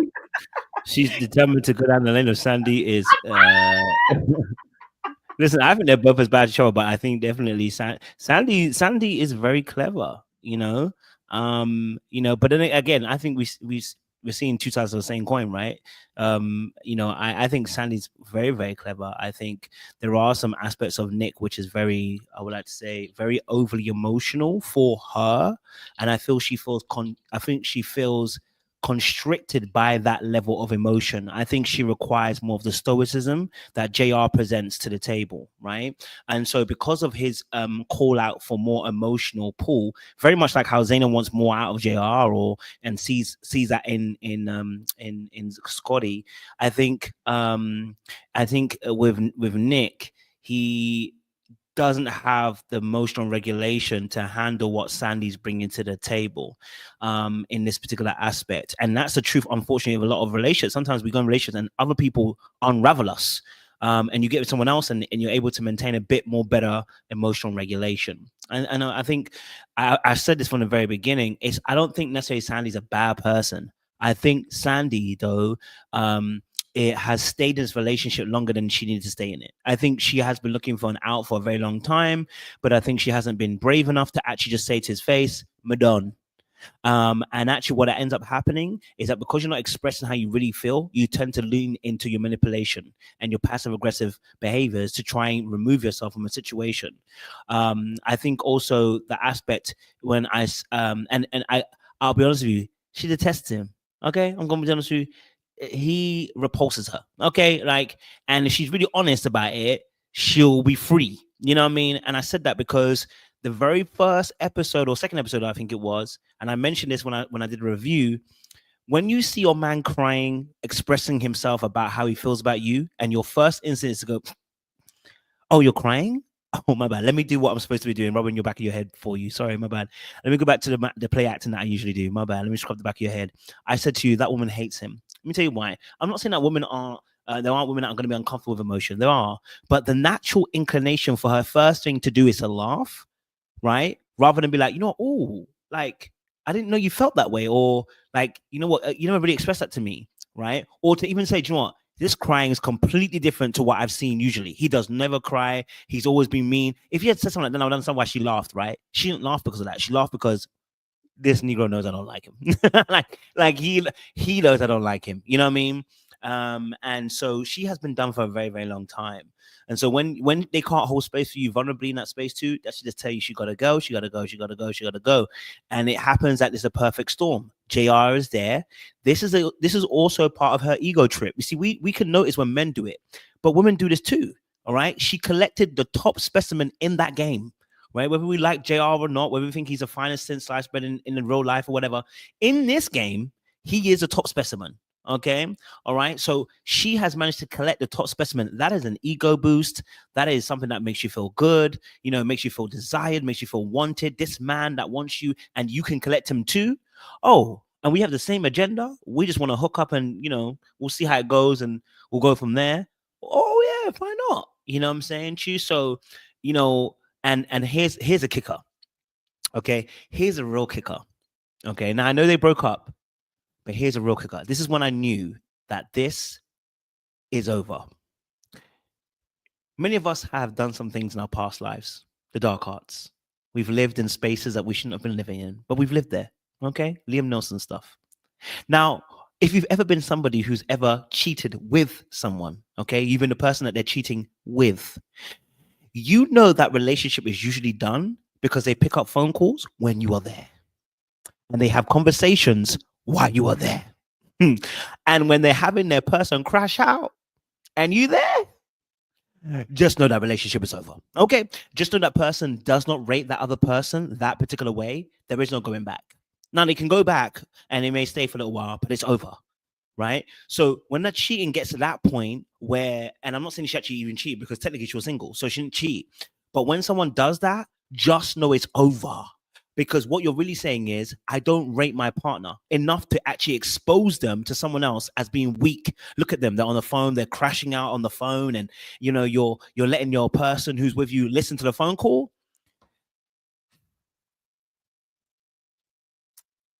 Yeah, she's done with him. You know what I'm saying? She doesn't like that man. She dislikes him. And it's okay to say she dislikes him. You know what I'm saying, too?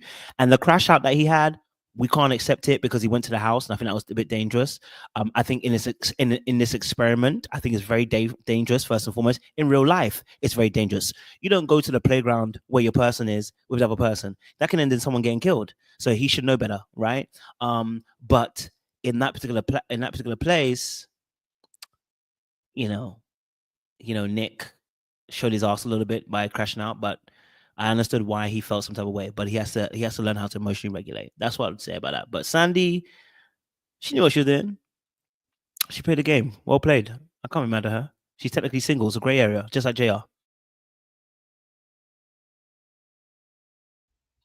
And she always had a goblet in her hand. If Sandy didn't do anything, she always had a glass in her hand, even in the pool. Even in the pool. I'm not saying she ain't drinking water, but she certainly always had a goblet in her hand. Resort vacation. All expenses paid.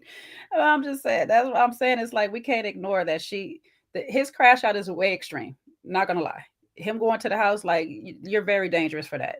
That's crazy. You're stalking the house, looking from downstairs at the balcony, and what I'm saying, conveniently running into, you're out of control. You're a little thing. But ma'am, you like this. Every time he's there, oh my God, is that him? Let me go get me a bottle of water and stuff. Is he still there? Is he still looking? You like it. You don't pick up the phone and sit there and tell this man, stop doing this. You text him, I miss you. You're telling JR, I need you to chase after me. I need a man to chase after you. You like people to come at you and fight for you. Every night they got to fight to prove they love. And that's probably what attracted you to this man, is that he kept fighting for you, but that's not really the man that you want. And we all know it. So it's like, just leave. Just be done. Why are we here on the ultimatum when you know at the end of this thing, you're still going to say no? You're going to say no. You're looking for a reason to show him it's a no. So it's just like, for me, she's just as much of a bad guy as he is. He's out of control. He's spiraling out of control, but you're the puppet master.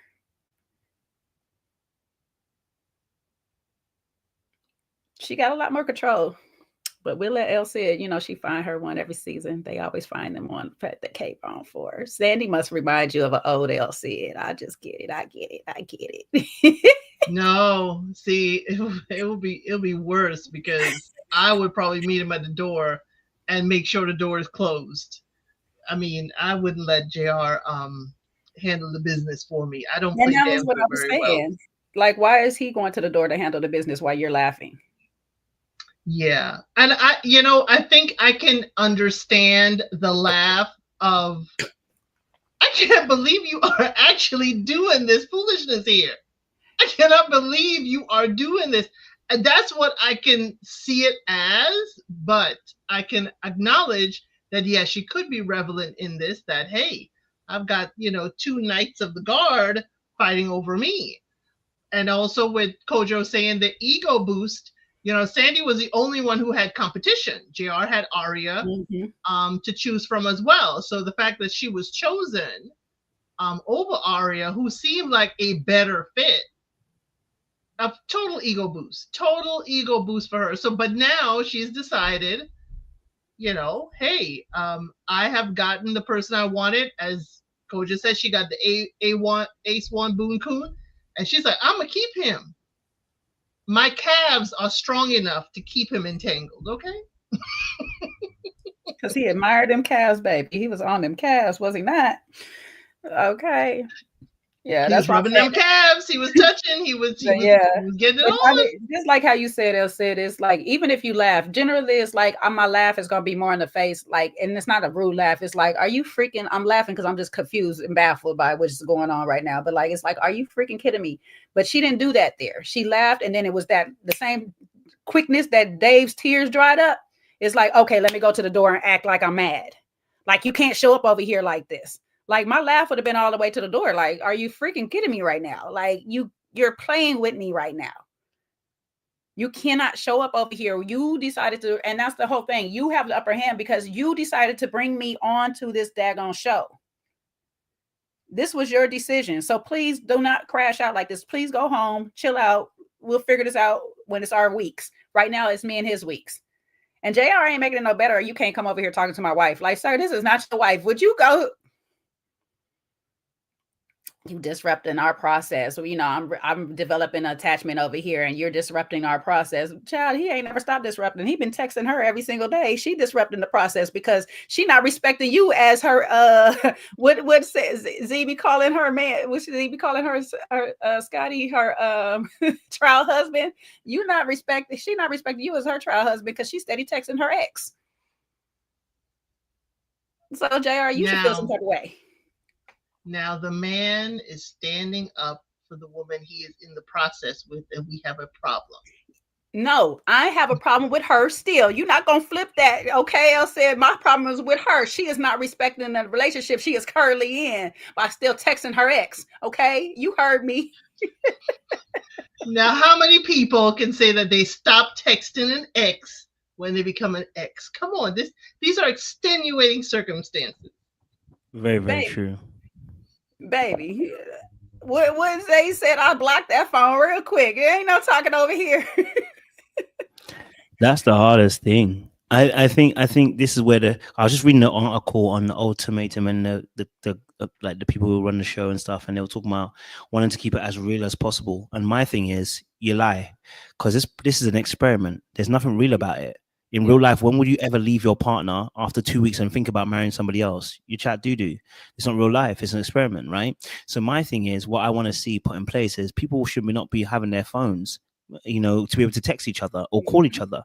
Also, you should not know where I live. Okay, so maybe you can be in another building or whatever. I don't mind how you do it. We don't have to be in the same building. They can put them in another building elsewhere, so that at least it just adds a bit of that distance. Because actually, what drives people crazy is knowing. Mm-hmm. It is knowing and knowing a little bit too much, but not enough from the situation, right? So like, it's like if you saw your partner with somebody at a restaurant and you don't know who that other person is, but it looks real cozy. It's the knowing the fact that you just saw them in a restaurant with somebody and looks really cozy, but you don't know what actually happened. That's going to drive you insane. Now, if you didn't know they were at the restaurant, you didn't know they had a conversation with somebody, you don't know. And so you can't get stressed about what you don't know. I think it adds a level of anxiety having an opportunity to be able to see the person right in front of you. So there's nothing realistic about this. There's nothing realistic about it. So I would hope that the people running the show, there's still going to be drama. I just think to myself that this experiment does better when they don't have contact with each other, except absolute emergencies. And they should contact the producers to be able to say what is an emergency that you need to contact your partner with, as to why you need to contact them. Because saying that these are grown-ass adults and it's up to you how you. I was reading an article, like they're grown-ass adults, you got to know how to handle what you do with your ex. This is some bullcrap. There's nobody who's after 2 weeks of meeting their ex just suddenly goes, I'm not going to talk to you ever again. Like, you know what I'm saying to you? Like, it doesn't happen if you were with that person for a long time. So, you know, I just think that's a little bit, you know, contrived a little bit, but I think that could be improved in the thing, because that Nick situation should never be happening. There should be no reason for him, without any security, him going to the house. It could have ended badly. Mm-hmm. If somebody else, if JR isn't JR and he's someone else, you know what I'm saying to you, or Nick does something stupid and puts his hand on somebody, before you know it, I'm punching you square in your face. Now we got a lawsuit. You know what I'm saying to you? Like, we don't need to see those things. We don't have to be dumb and allow things to go wrong before we say this is not appropriate. I think there's a clear security breach in that situation that should have been case. Like, okay, Nick wants to go anywhere near that place, there should have been security, because especially his situation is not normal. he's crashing out on the sofa. Mm-hmm. The brother is having stomach bug pains. Okay, brother is crashing out like it's a movie on his sofa and rolling around like he's been shot. You think he wants to go to that house and be comfortable and be cool? Like, you wouldn't even let your boys go too. Alone. You wouldn't let your boys go over to that place. Box several times. That also tells you no one is monitoring the cameras. Because even if you don't have a whole crew, you had no one monitoring the cameras overnight in these apartments, because we really don't see a camera angle to the door. So then if somebody did get into an altercation, there's no real camera proof other than he showed up at the door. Because once he started wailing, you know, someone should have, you know, called for mental health help for him. For real. Mm-hmm. She said, are you okay, Nick? Can you continue this experiment, Nick? Yeah. After we see them brushstrokes on that painting board as he described them. Yeah. That was a hard painting.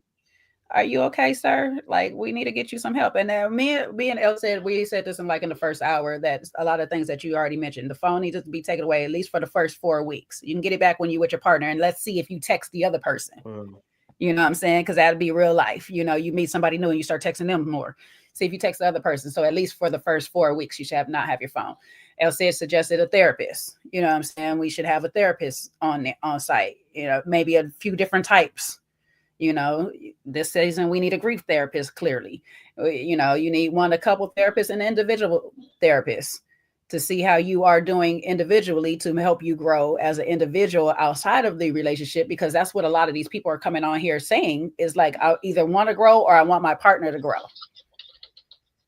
So let's just help them out in that regards and whatnot. And yeah, we're going to have to beef up the security on these things, because I don't know how y'all keep getting out of these lawsuits, but it seems like they keep growing.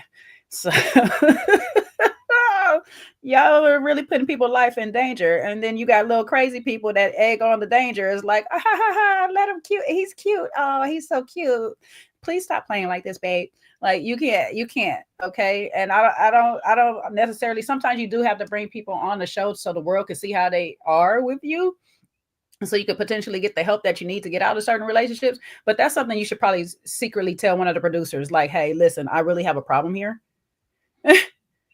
And so this person is around. Yeah. Huh? No one's around to hear me say that. Yeah, that's the problem though. We have a lot of problems that this show needs to fix outside of this, but yeah. I was thinking of Michael Jackson's Smooth Criminal. It was like, Nick, are you okay? Are you okay, Nick? It was like, woo.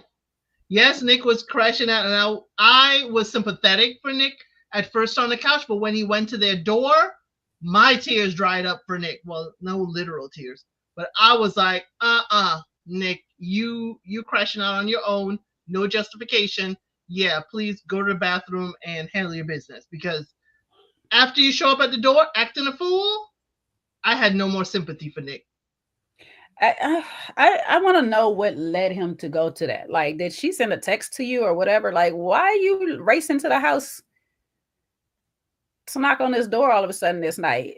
Was it because he found out was this when he found out she kissed or something? What was the reason? No, she found out she kissed in the morning at coffee when Vanessa was still there. He found out they kissed. But I'm wondering if he saw them snuggled up in the pool water and knew what was going to be going on after they get back to the apartment. But this is a whole different day. So I could imagine if it was that day, that this was a different whole day. So I didn't even understand what he went racing over there for this particular day for.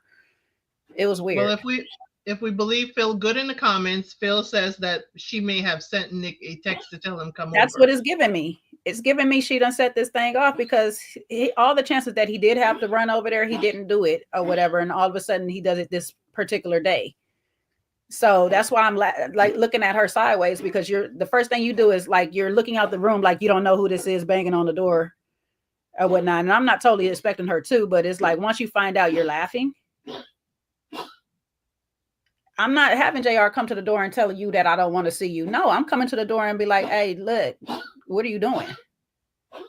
You signed up for this program. Let me talk to you outside in the hallway real quick. You signed up for this program. This is what we're doing. So please go back home. Respect the process, because you wanted to do this. So, and I get it. It's unfair to him because the person he signed up to be with left. So I get that part. But at the same time, you took the risk. You took the risk of knowing that I'm going to be elsewhere. So please go heal yourself. And she could still end up elsewhere, because if at the end of this she doesn't want to be with him, she will leave and be single again. So is Nick going to do this in the outside world? I mean, he's setting kind of a tone that if this happens, let's say they split up after they leave the show, she's going on about her life, and Nick shows up at her door. Now there is definite proof and documentation of him crashing out, showing up at the door, being, let's say the word, aggressive. Yeah, we can say that and stuff, but then at the same time, if you're still texting him and doing all of these things, they're going to still look at you, ma'am. Well, why are you still texting him and doing this, knowing that you already put a restraining order on him, so to speak? You can't keep entertaining a fool and think he's not going to act a fool. So crazy thing was he was already crashing out with Vanessa. Mm-hmm. If you watch when he moved to the houses, he was already crashing out. Then he actually told Vanessa he needs space. So he'd been crashing out before then. So it was only a matter of time. So Vanessa leaving added to it. But I think the brother just let his imagination run away with him. You know what I mean? And to be honest, it's probably because it's been running away with him before. It's not the first time his imagination's been run away from him. And just like you said, it probably is not Sandy's first time I've seen him crash out this particular way. This is not odd. Do you know what it reminds me of? This reminds me of me when I was 18.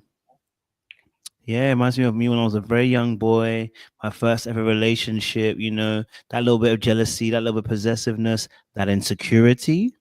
Yeah, right. Where you start making up stuff in your mind, and you know you don't trust your girl because you yourself feel like she might leave you because you're insecure, right? The crash outs, you know, like that's a very young mentality to do. You know what I'm saying to you? I'm not turning up on anybody's door anymore. You know what I mean? At 18, I could. You know what I'm saying? Well, we live in the same town, so you could do that. Do you know what I'm saying? To you, when I was a young kid, you do that kind of stuff, but you were insecure. That's the reason why you're doing this kind of stuff. Do you know what I'm saying to you? It's not something that you should be doing when you're a grown-ass man.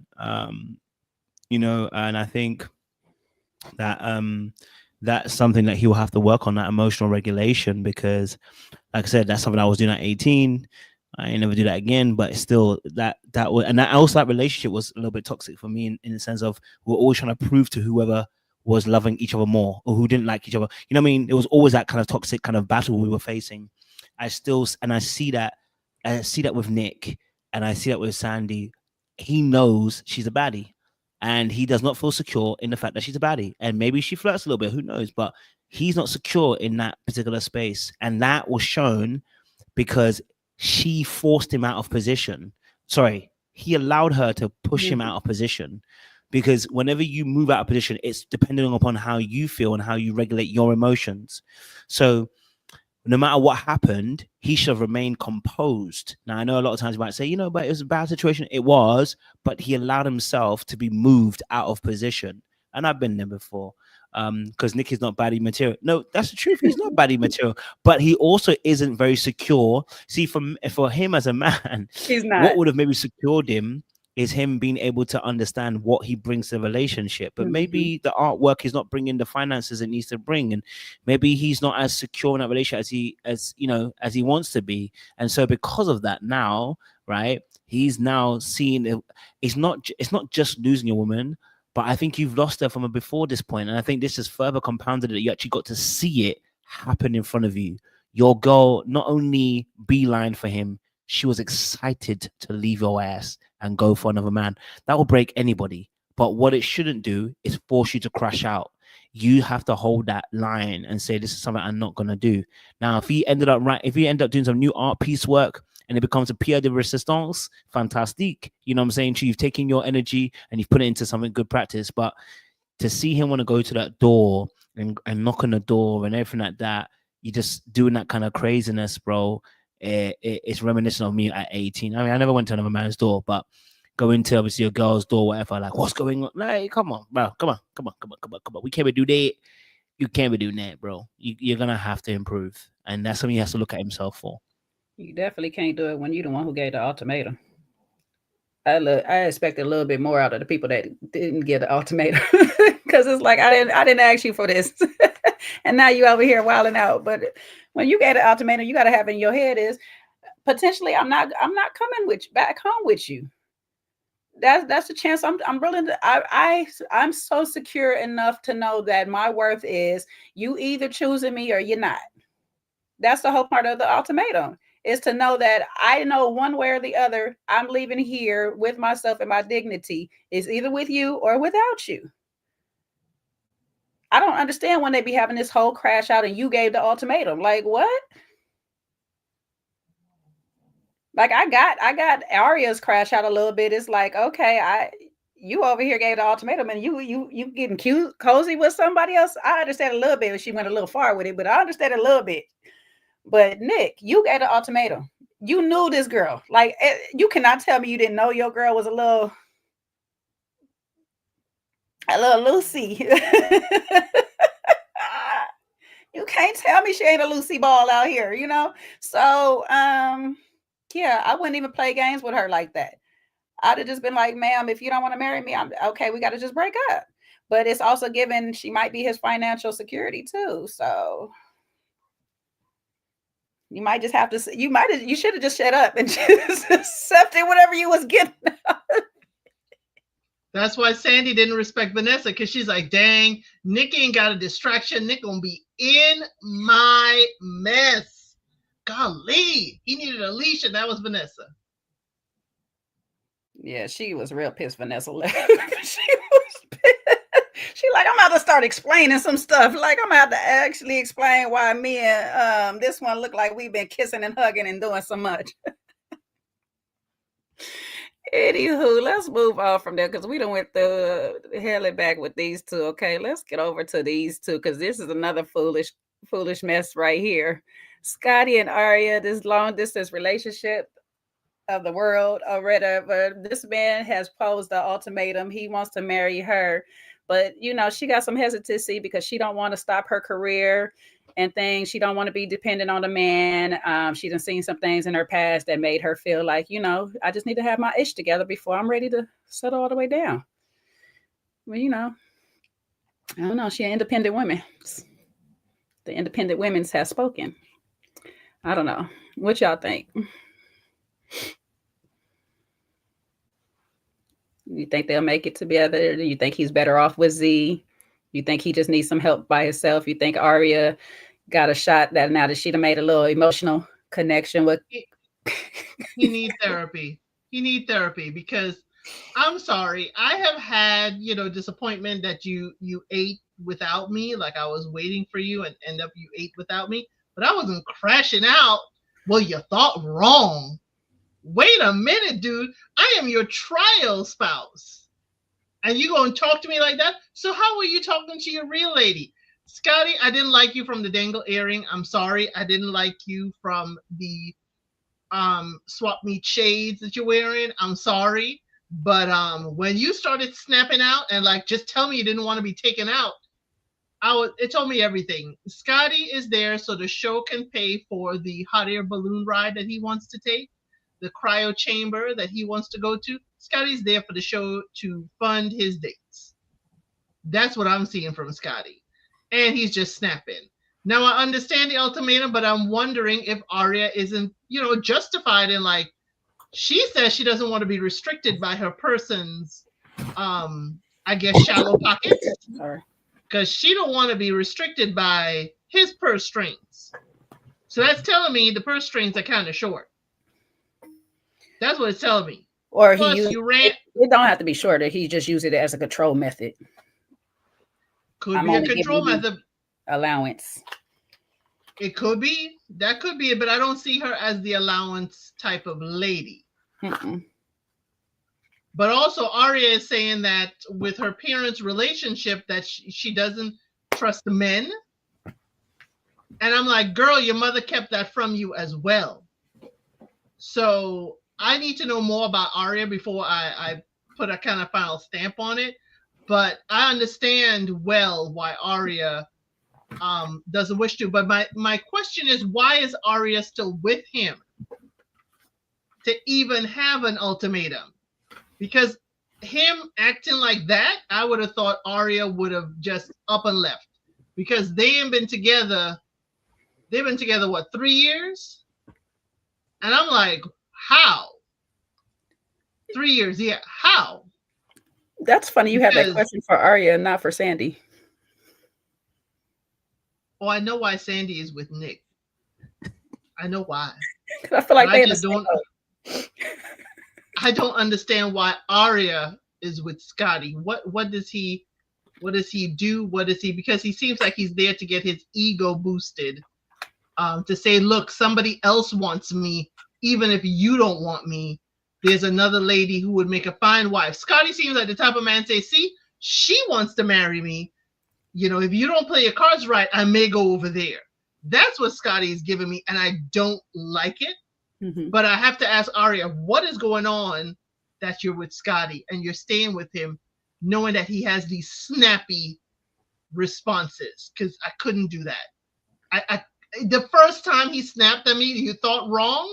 Oh no, I'm going to be thinking right now because I'm going to pack up and I'm going to leave. Y'all need to get me another apartment because what we're not going to do is act out over what, breakfast? So you already, after 3 weeks, got used to me catering breakfast to you, and now you think I'm your servant, or I can't eat without you.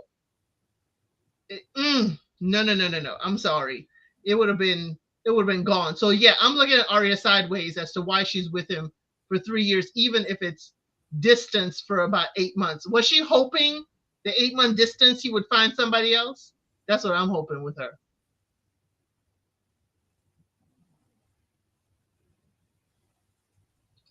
Kojo? Okay, so maybe I'm not seeing things right. I know a lot of people got it in for Scotty.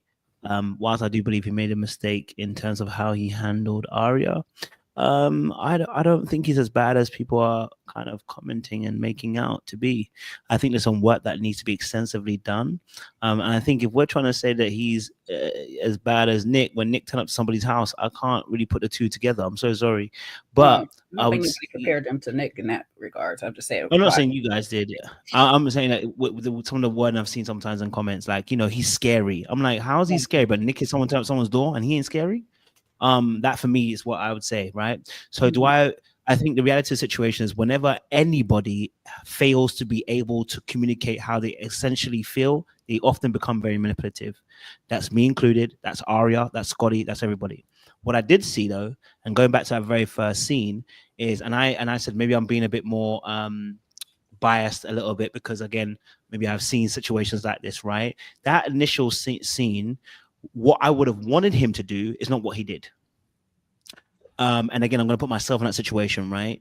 I wouldn't have been the one shouting. If my girl came over to me like that, I'd have been like, damn, like, I'd start feeling bad. But that's also a wrong position to take, right? Where you are on the complete opposite end, where now you start feeling bad and taking responsibility for their feelings.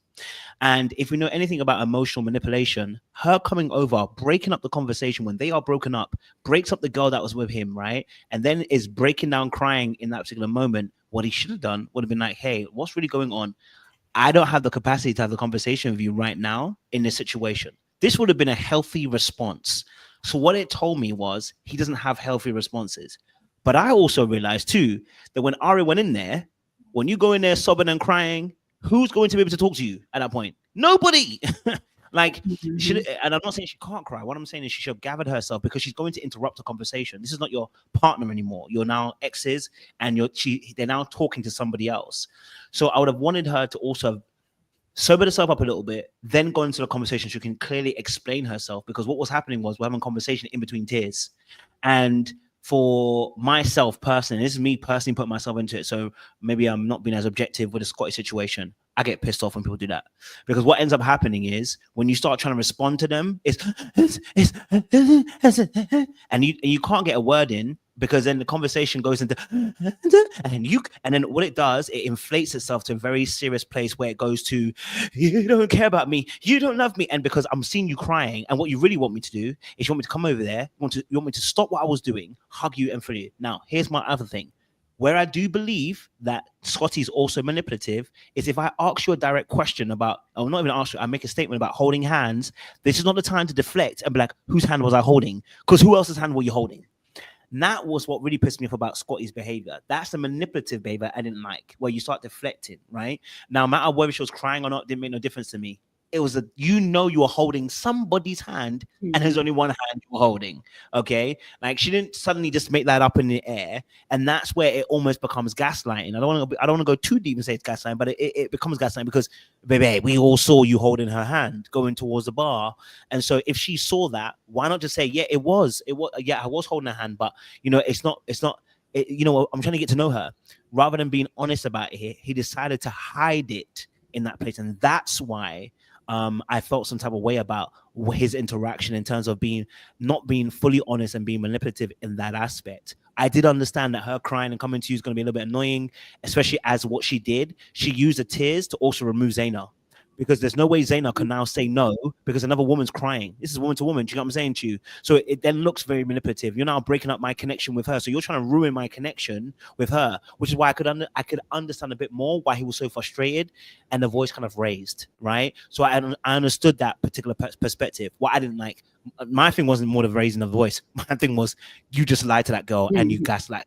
I don't think that was necessary. And that told me that there's something that's a red flag for me majorly. I think we can all raise our voice at a point in time and get annoyed and emotional, but that was scary for me. I don't want to say scary, but yeah, you know, because it's right there. Like, why do you need to lie about it? You were holding her hand. What's the big deal? You are broken up. And that told me this. Scotty also isn't honest with behaviors that make Arya feel upset. He's not honest. And because he doesn't want to upset the other person because he's a people pleaser. Now that still can be manipulation, by the way. People pleasers you're not getting free pass. You still end up being manipulative. So him not wanting her to feel some type of way, he was not honest in that moment because he was afraid of what repercussions would be if he then said, I held her hand, rather than just being honest again. And I think for me, that was also another source of frustration, but it's manipulative again. And it showed us again that you want her to be open and vulnerable and honest, but you're not doing that. This is like you need to lead in that space, right? Because you got a second chance to do it with Zaina. We saw you do that, but you needed to be honest with Arya in that space and let her know this is X, Y, and Z and be okay with that. Instead, he did not do that. And he missed an opportunity to address it correctly in that particular vein and fashion. So yeah, I think with Scotty and Arya, obviously we saw her open up more to Scotty and to Caleb. We saw that, and I appreciated her opening up. She said she was more open with Caleb than she has been with anybody actually at that point. So clearly, Scotty for her is not necessarily that safe space, and because of the way maybe he reacts to things, or I don't want to say even reacts to the way he reacts to things, but not necessarily in like, it is more, I think what she maybe have alluded to, which again, I put myself in that situation, is that if you're not able to be honest with your partner, you also can't hear very honest feedback back either. So if you're messing up, and let's say for instance, you tell me, coach, you don't listen very well. And then now I'm getting stressed. And my response, you can see it, is one where I'm either shutting down or I go, but you don't listen either. Now, it may be right. You maybe don't listen either. But what I've just exhibited, is I don't listen. I've just proved the point. You know what I mean? Openness now tells her, because also she's not secure and confident in also being vulnerable, that it's not a safe space to share. And so if that happens over a period of time, over a course of weeks in a relationship, that is going to tear the fabric of trust for a very long time. And then obviously the fact that they're separated as well for the last 8 months has probably not helped in terms of building that trust up again. So I think with that last one with him and then Zaina, he probably put a little bit of a frighten on Zaina. She probably never seen that behavior before because JR never experienced that ever. Okay, JR don't feel rejection because he's the one doing the rejecting. Okay. You never seen that from a man. JR get rejected like that. You know what I'm saying to you? So my final point is just to say that I did understand and I appreciated he caught himself in the midst of it. So when he did do it, fair play to him. He caught himself in that immediate moment to say, I do feel rejected in that moment. And that's why I'm feeling the way I'm feeling, right? About the fact that she went to eat by herself. And I can understand how that can be painful.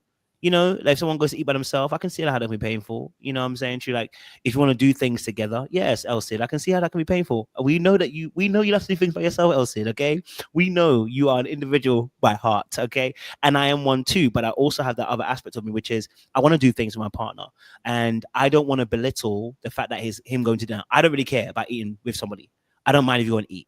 But there are other things where people do it without you. You might feel some type of way. So I'm not going to belittle him for having his feeling about wanting to do it together. What it required, though, was a better form of communication. And he did catch himself. So fair play to him. But it would have just required a bit more conversation with that. But just like you said it, I would still question Arya. This man has lied to you in your face about holding someone's hand. So considering her distrust, why would she accept that? And also the whole, yes, there's things that you would like to do with your partner. Yes, but if my partner decided to eat before me, my first thing isn't, so you thought wrong. It isn't to just go like, dang. It's like, hey, well, what happened? We usually eat together. But I guess I am not in my 30s anymore, but I'm not the crash out type. It's like, oh, I'll just file that in my, mental bank. Like, okay, so, and then after the third time, okay, so we eating separately now. Okay, just so I know, because I didn't get the memo. I'm not crashing out and being disrespectful. And yes, I'm sorry, the loud tone, yes, I know what you said, we're getting loud, but I'm looking situationally too. Scotty yelled at Arya in a mixer on the show around other people that you're doing this with. So that man can't read the room, look at the room, and regulate.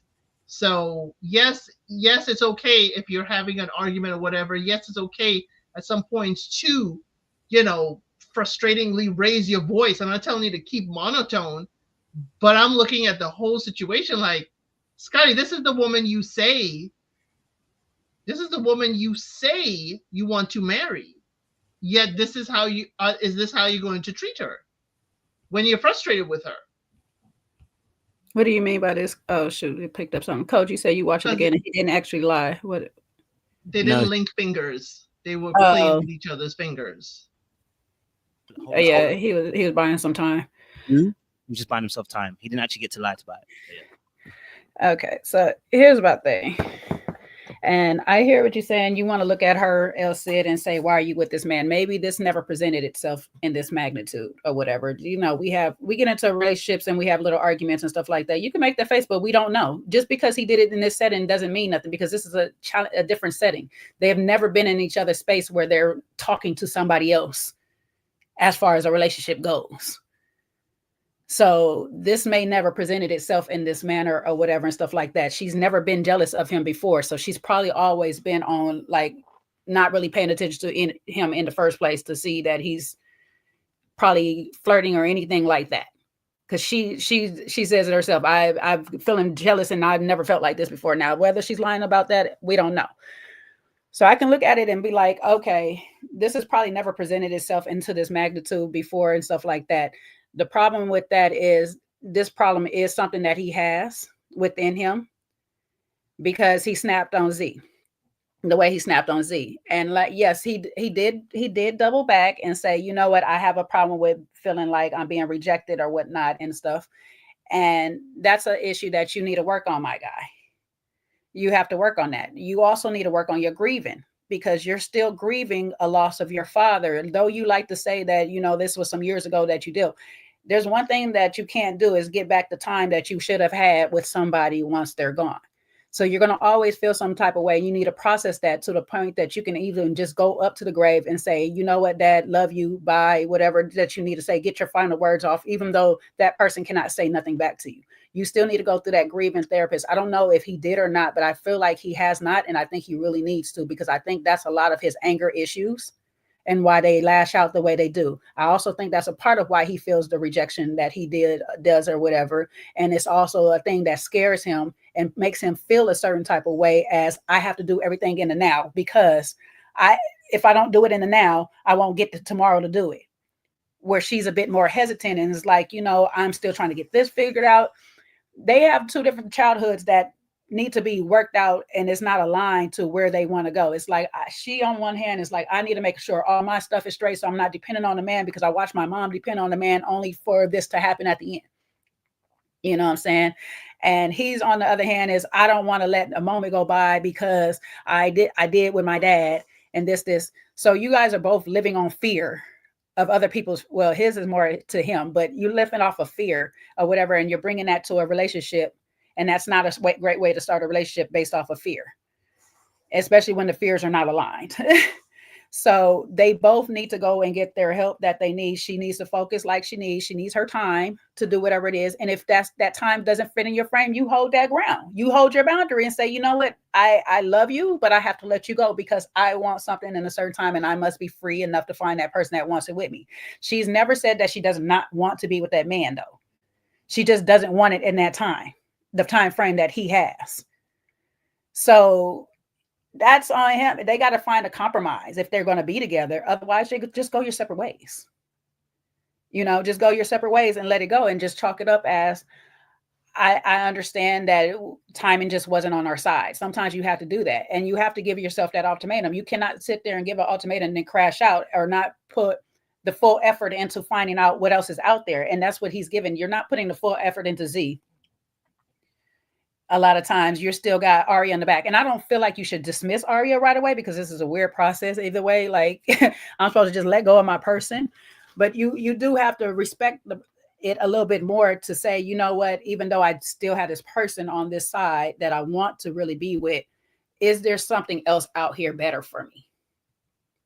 And the fact that both him and Z came into this giving their person an ultimatum, and Z is like pretty much open to like, let me just explore what else is out there. And he's like, sometimes he's a foot in and then he's a foot back out. He's a foot in, he's a foot back out. It's like, bro, now you snapping on her over something that y'all probably never discussed. Did y'all ever discuss sitting down and eating all your meals together?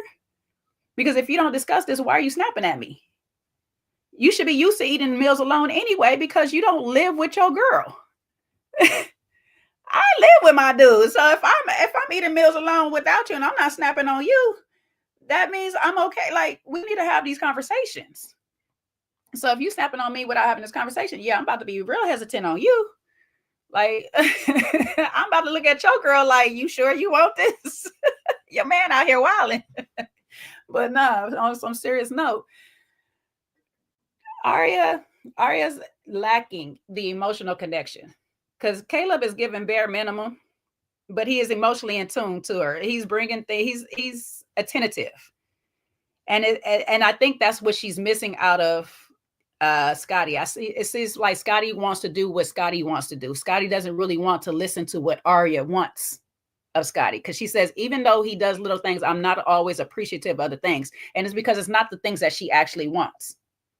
Whereas Caleb is showing her a person can be out here listening to what you want, do what you want, and bring peace to the house just the same. Unfortunately for her, Caleb is not trying to move from his peg. That is Mariah. Okay.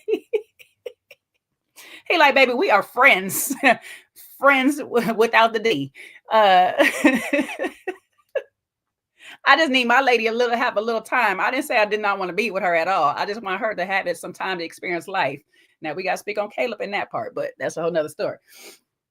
But yeah, she wants to be in her soft girl era, yet still make her money and do her thing. But Scotty, there's something about Scotty. I can't quite pin it. He has a little bit of a wall up. There's this thing that he keeps from preventing, I guess, to get hurt or whatever, that he's have a little toughness to him that he feels like he can't just, I don't know. It gives me, he don't know how to be vulnerable. Like he doesn't know how, or he's scared to do it, which is very puzzling too, because you're living life by the moment. And it's like, you should be very open. You should be very responsive to being open and loving and stuff. So it's like, that gives me, you're not really over the loss of your father and how it affected you by not saying I love you to him.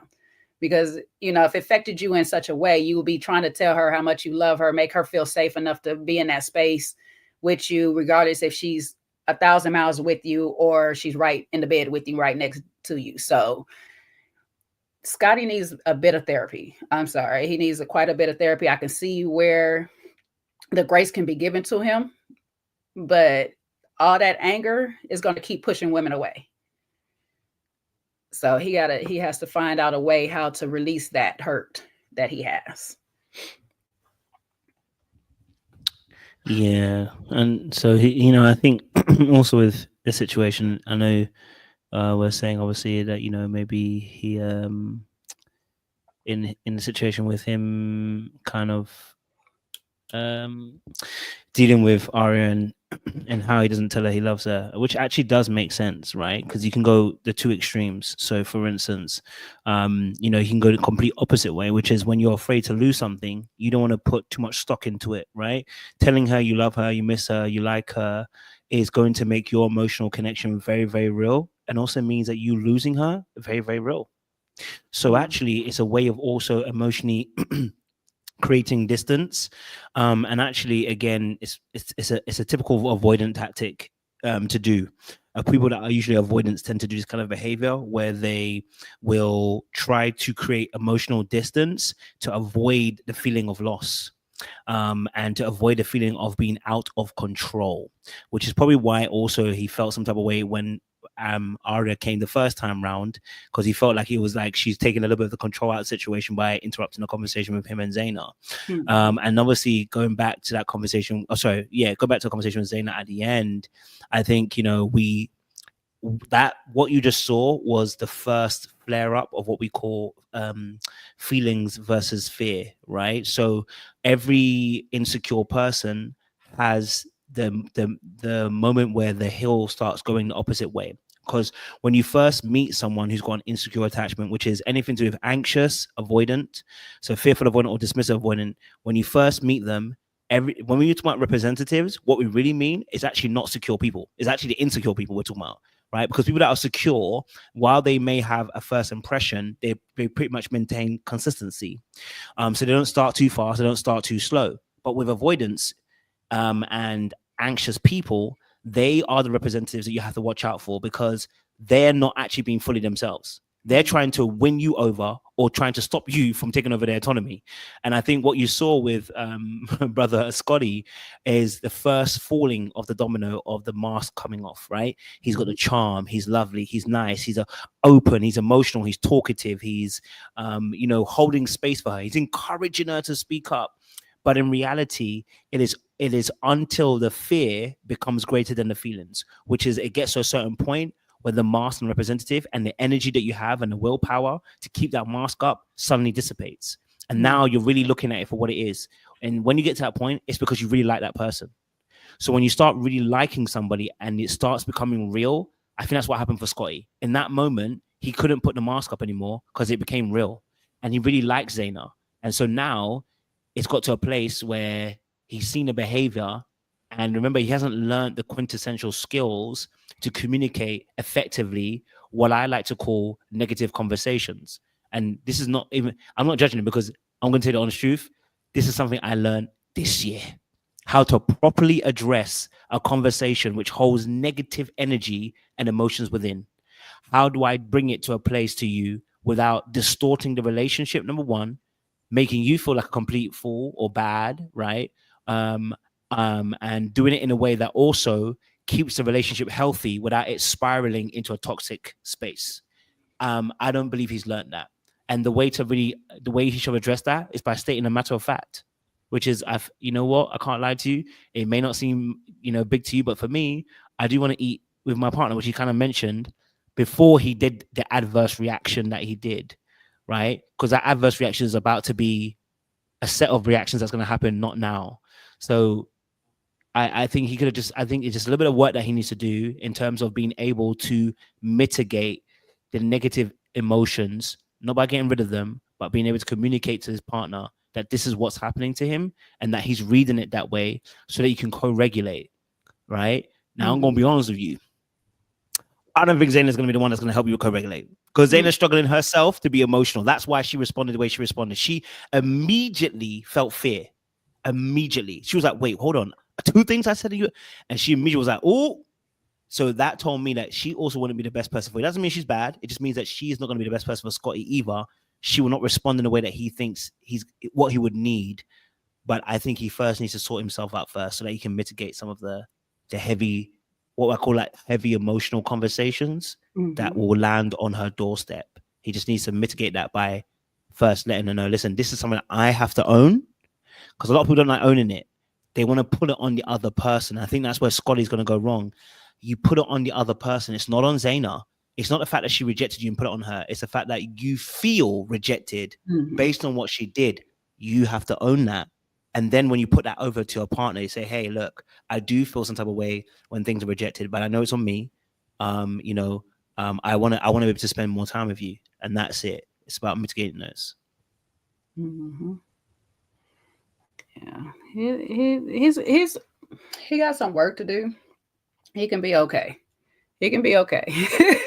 He could be for the right person. He could be okay, but he got some work to do. There is some aspects to him that could be a little, well, I could see where some of the comments say scary, because he does have some tendencies that look like to be, they possibly could be controlling, but it doesn't seem, I guess it's because Arya's on this extreme of, I want some stuff at this thing, and he's looking at it more like right now. So it could look that way. It doesn't necessarily mean that, but it's like, all right, you might just need to give her time. And while you're giving her time, you go ahead and find your time to heal yourself, love on yourself. Because that's the thing right now is Scotty don't really love himself the way Scotty needs to love himself.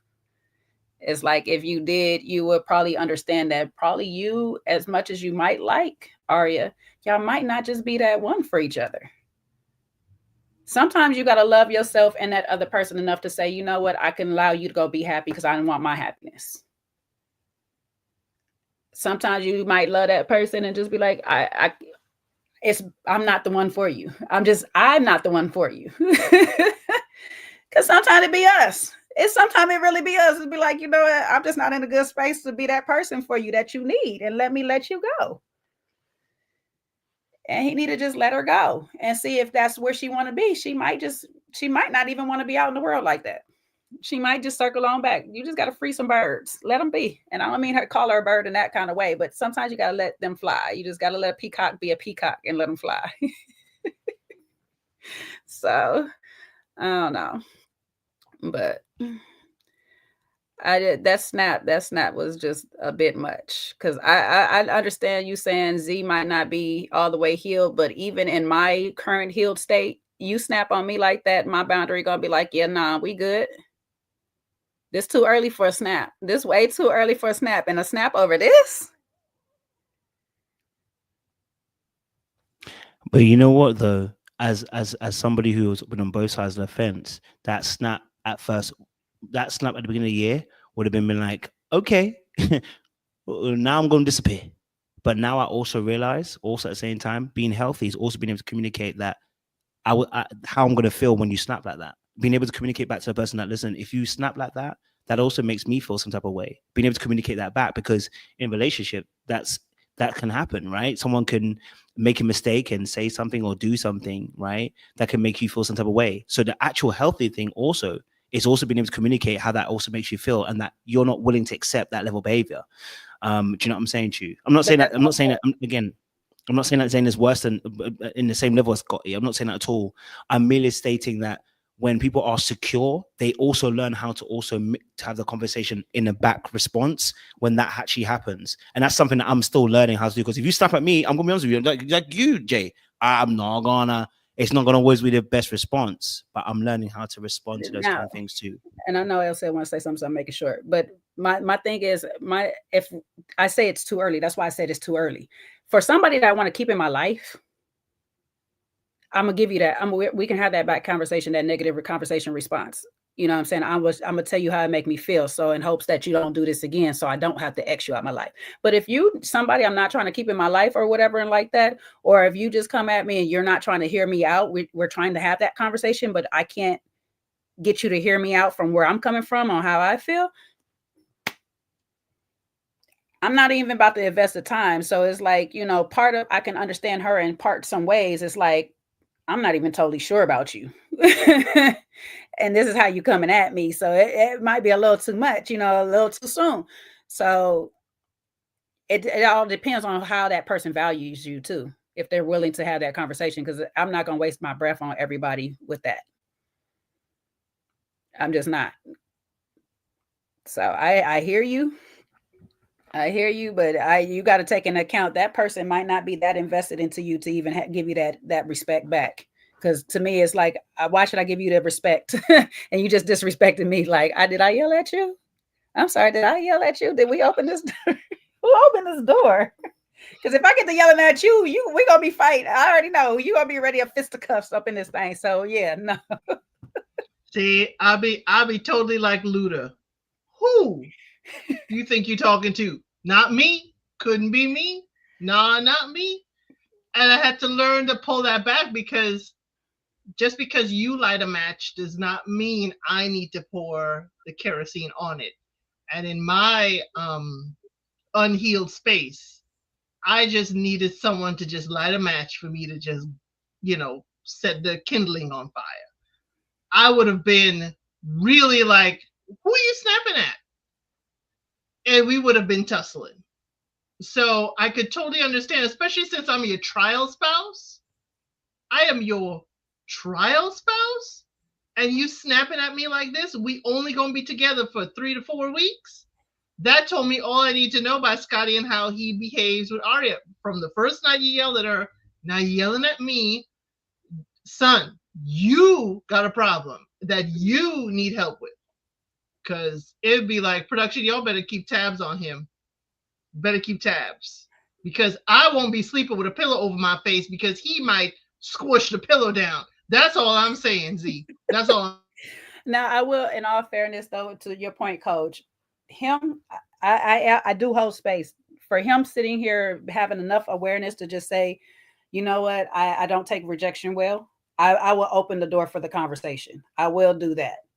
But if he just snap and think it's okay to snap and just go on about his business, yeah, we're done. I'm not about to give you no negative conversation at all. What? Because it's gonna be negative, all right. The conversation gonna be negative. I'm gonna be putting my shades on and looking to the sky, the dark sky. Yeah, No, I but hear like, it. he did give her that. So I would engage him to be like, because that's my curiosity though. It's like if you tell me something like that, it's like, well, wait, what makes you feel like that? What, that's my little therapist in me is ready to help you navigate that journey. So, but yeah, I don't know. That it was a bit much. It was a bit much. It was a bit much. I mean, I think, again, like I said, I think also I have to be aware that dynamics are very different between men and women, right? I'm a man, Mhm. so I'm not thinking about it turning physical or being a bit more later on. I'm thinking that maybe I've been disrespectful or being rude, but I have to also take that into consideration. So when I'm giving that advice, I'm trying to be aware of that as well. And I think obviously just because, like I said, I've been on both sides of the coin, where I've Mhm. been on the side where I've done what he did, you know what I'm saying to you, and you're irritated or you're frustrated, but really and truly, you're not really seeing it as it's an insecurity in that immediate moment, right? And also he's not also fully, he's doing something that I said that Dr. Bryant is also doing, which is he's not being fully honest with his actual childhood experience, Mhm. because he's telling us he had two great parents, but you got rejection issues. How?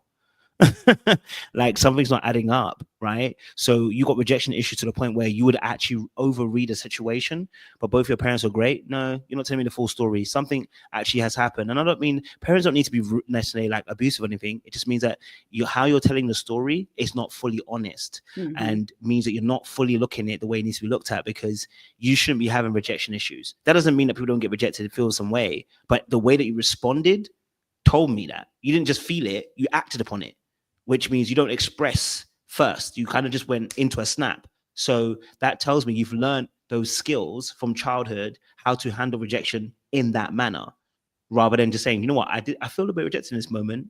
I know what you just said. It probably doesn't sound too great. Like he didn't explain it first. He went into an action first, then explained Mhm. himself.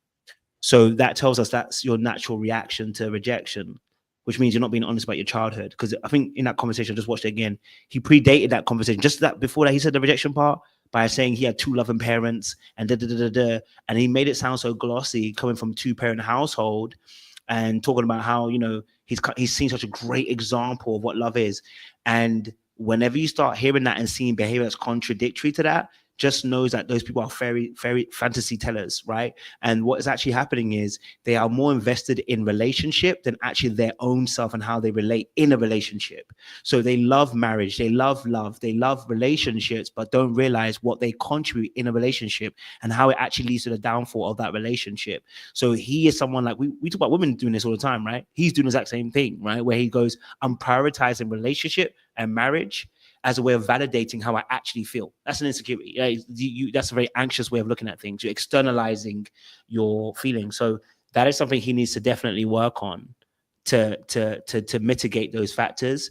And this is me saying specifically for men, specifically, just because I've been on both sides of the coin. The unfortunate thing is, being on the side of the coin that Scotty's on, I always say this for men, for women, you have less chances of doing this, because the safety component, unfortunately, is unequally balanced due to the power dynamics between men and women. So Mhm. if I snap a few times, right, it now becomes a very unsafe environment for the lady. It's different for women than it is for men. I'm not saying that men don't feel some type of way, but I'm saying that the physical component isn't necessarily there. So there's a power dynamic that has to be expressed as well. So any man out there just watching it, I want you to understand that the rules, not even the rules, but unfortunately, life is not fair. We are not equal in that particular aspect, and we have to accept that. Well, Yeah, go for it. you also have to factor in what we look for as women too. It's like we look for That's security, fair. period. So it's like emotional security counts under that security too. So we need you emotionally regulated so we can feel secure. you know. And that's one of my biggest things is like, I need to see you angry, not necessarily angry at me, but I need to see how you behave when you're at your most pistivity. You know what I'm saying? Like when you're actually pissed off by somebody or whatnot, because it lets me know like how far I can really take things with you. You know what I'm saying? Can I give you a good joke, or you gonna snap on me like that, or you gonna snap on me because I ate by myself? You know, I prefer not to date you until I see you mad or whatnot. I prefer it not being at me. But you know, I really won't date you because I need to see how you handle you being mad.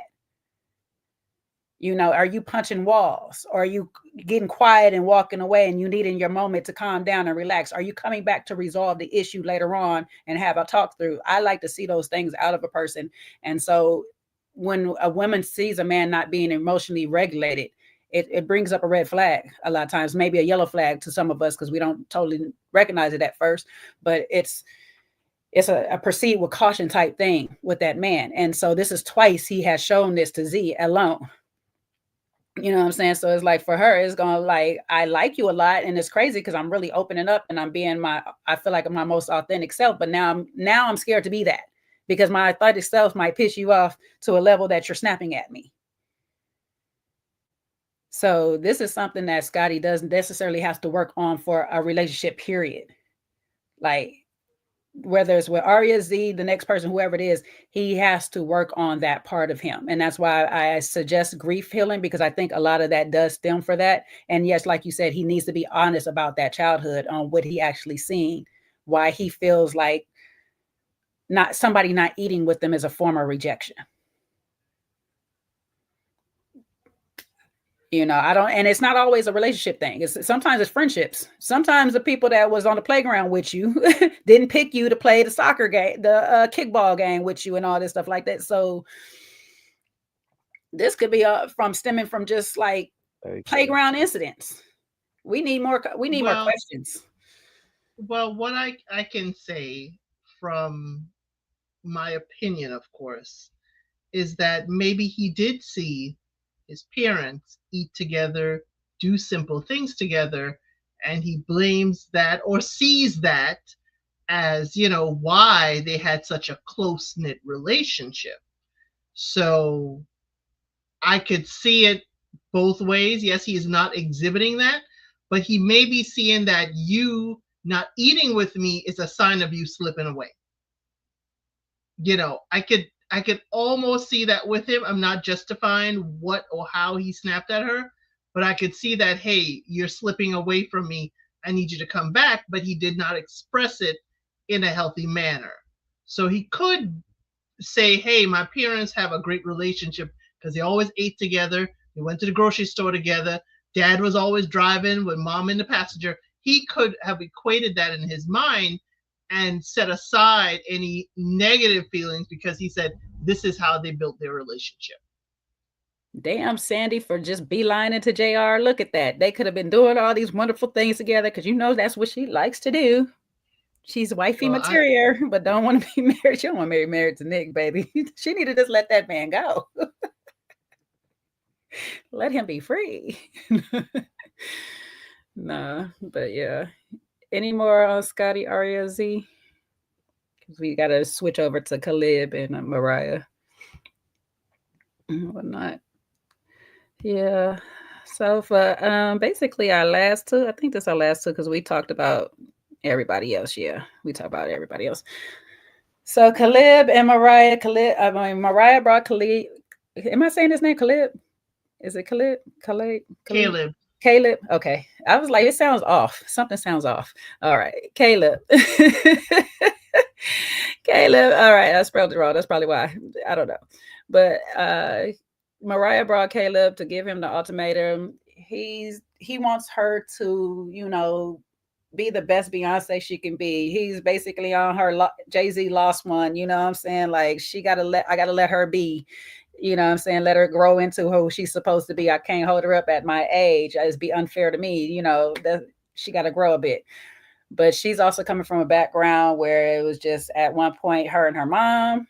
And when her mom was around, her mom kept her in, and then all of a sudden she switched to her dad. So I was a little bit of confusion because at first, if we just stuck with her and her mom thing, I get it. But then it's like, what was the relationship with your dad like? Because at 8, you left from being with your mom.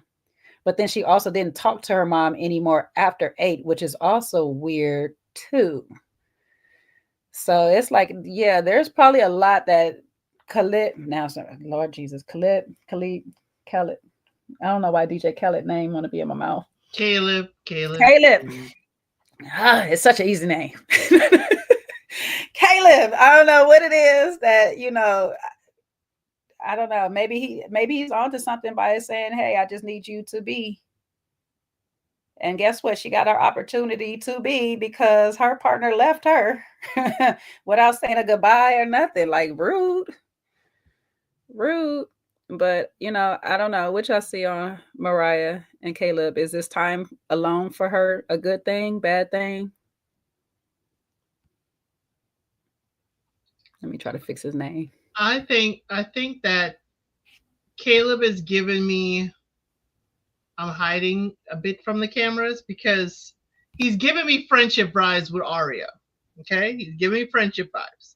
He's giving, hey Rumi, we didn't even discuss it. I'm gonna pull out the sofa bed and I'm gonna stay there, and we could do all what the girls do together or what friends do together. The girls go and do facial. I mean, he ain't got no hair to braid. He ain't mixing alcohol with it. But it's like he's even given the nail salon hand holding. She had to drag her chair over to get close enough to touch his hand. But I don't see, and maybe I'm giving Arya too much, I don't see Arya as building so much in her head out of nothing. Mm-mm. And it could be just maybe her love language is quality time. And the fact, but Scotty was still doing the facials and the masks and stuff with her. So I'm thinking that Caleb is just chill. She's not getting the snapback. It ain't Scotty the snapping turtle. So she's kind of feeling a little more calm. This is relaxing. I like it here. And it's like, it's more than friendship. But it's like, in all these things, why are we telling the significant other anything other than, yeah, I'm having, a good time with him. He's very respectful. And, I think he is where you're going to be. But it's been 5 years. There's 5 years difference between Caleb and Mariah. And they've been together for 3. She's 24.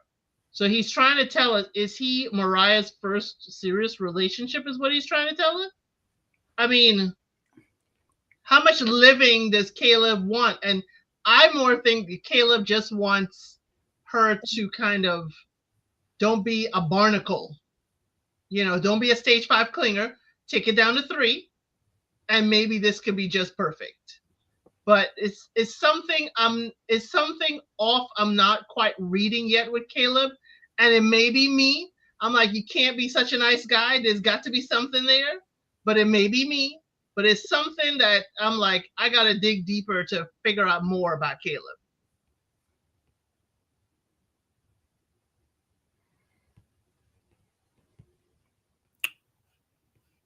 I don't know if you're there, Coach.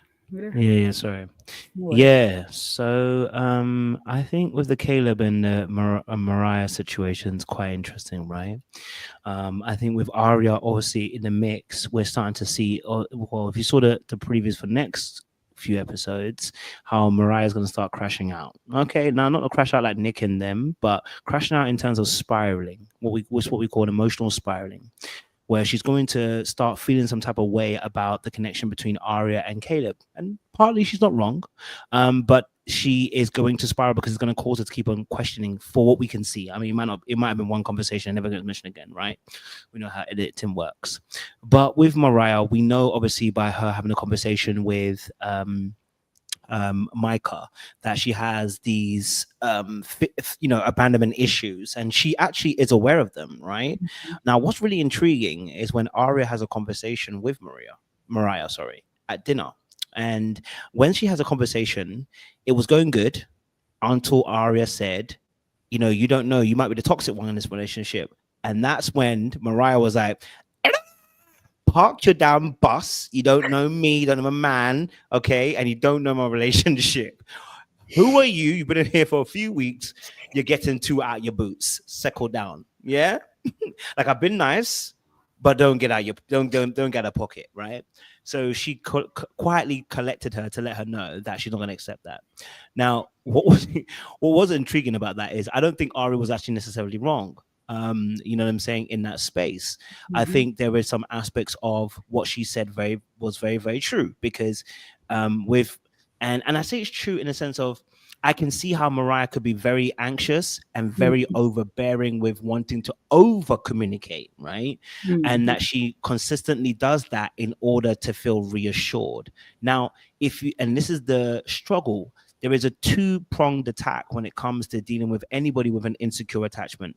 They themselves must do some work to learn how to self-soothe in that immediate moment. So let's say he's gone on a business trip, okay? Now, what I want to know is a bit more about those trips that he's been taking that she's feeling some type of way.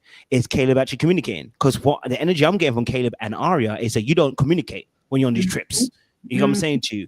So I don't want to just immediately downplay Mariah's feelings because I can see an anxious person.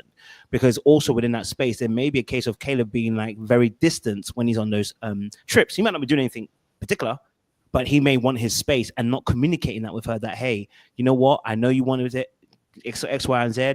This is what I can give you, but this is also where I want a bit more time to have my own space. I'm on holiday, or I'm working from here, so I can't message.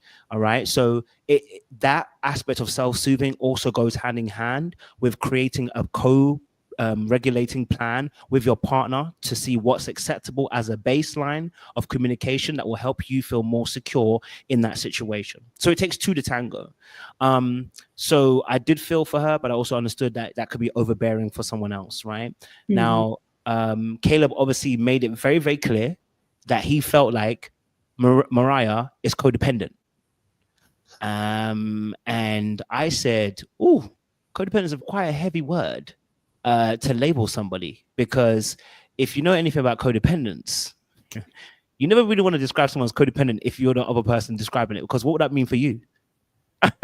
Because what are they trying to codepend on? Like, because codependents tend to mix with people that are either alcohol, no offense to anybody, but tend to mix with people who have very toxic traits, like alcoholics, or very, very concerning issues where they feel like they can control the scenario by being there and helping that person out. Like, if I'm not there, they can't do this, meaning they can't function without the other party. So the labeling of codependency, I was like, oh, that's quite a heavy word. Have you just picked that up? Are you just describing that in a more looser term than the actual psychological term? Maybe you picked that up and you're kind of using it in that way, because I wouldn't be using codependent for anybody, because what it would say about me, it would not be a good look. So I wouldn't be using that word. So I was a little bit concerned about it. I think what he wants to say is that she's a little bit clingy for him. And he feels like maybe she's too attached and she maybe needs more of her own life, which is fair. I think that's a fair deduction to make if you want to make that for your partner. If you feel like they're making you their whole world, then I can understand that, right? They're not having their own autonomy and their own independence outside of the relationship they have with you. That can be communicated to your partner. But once again, I'm going to let it be known again once more that a lot of these couples, like I always say, it takes two to tango. Because what happened is he didn't actually explain that in its fullest extent.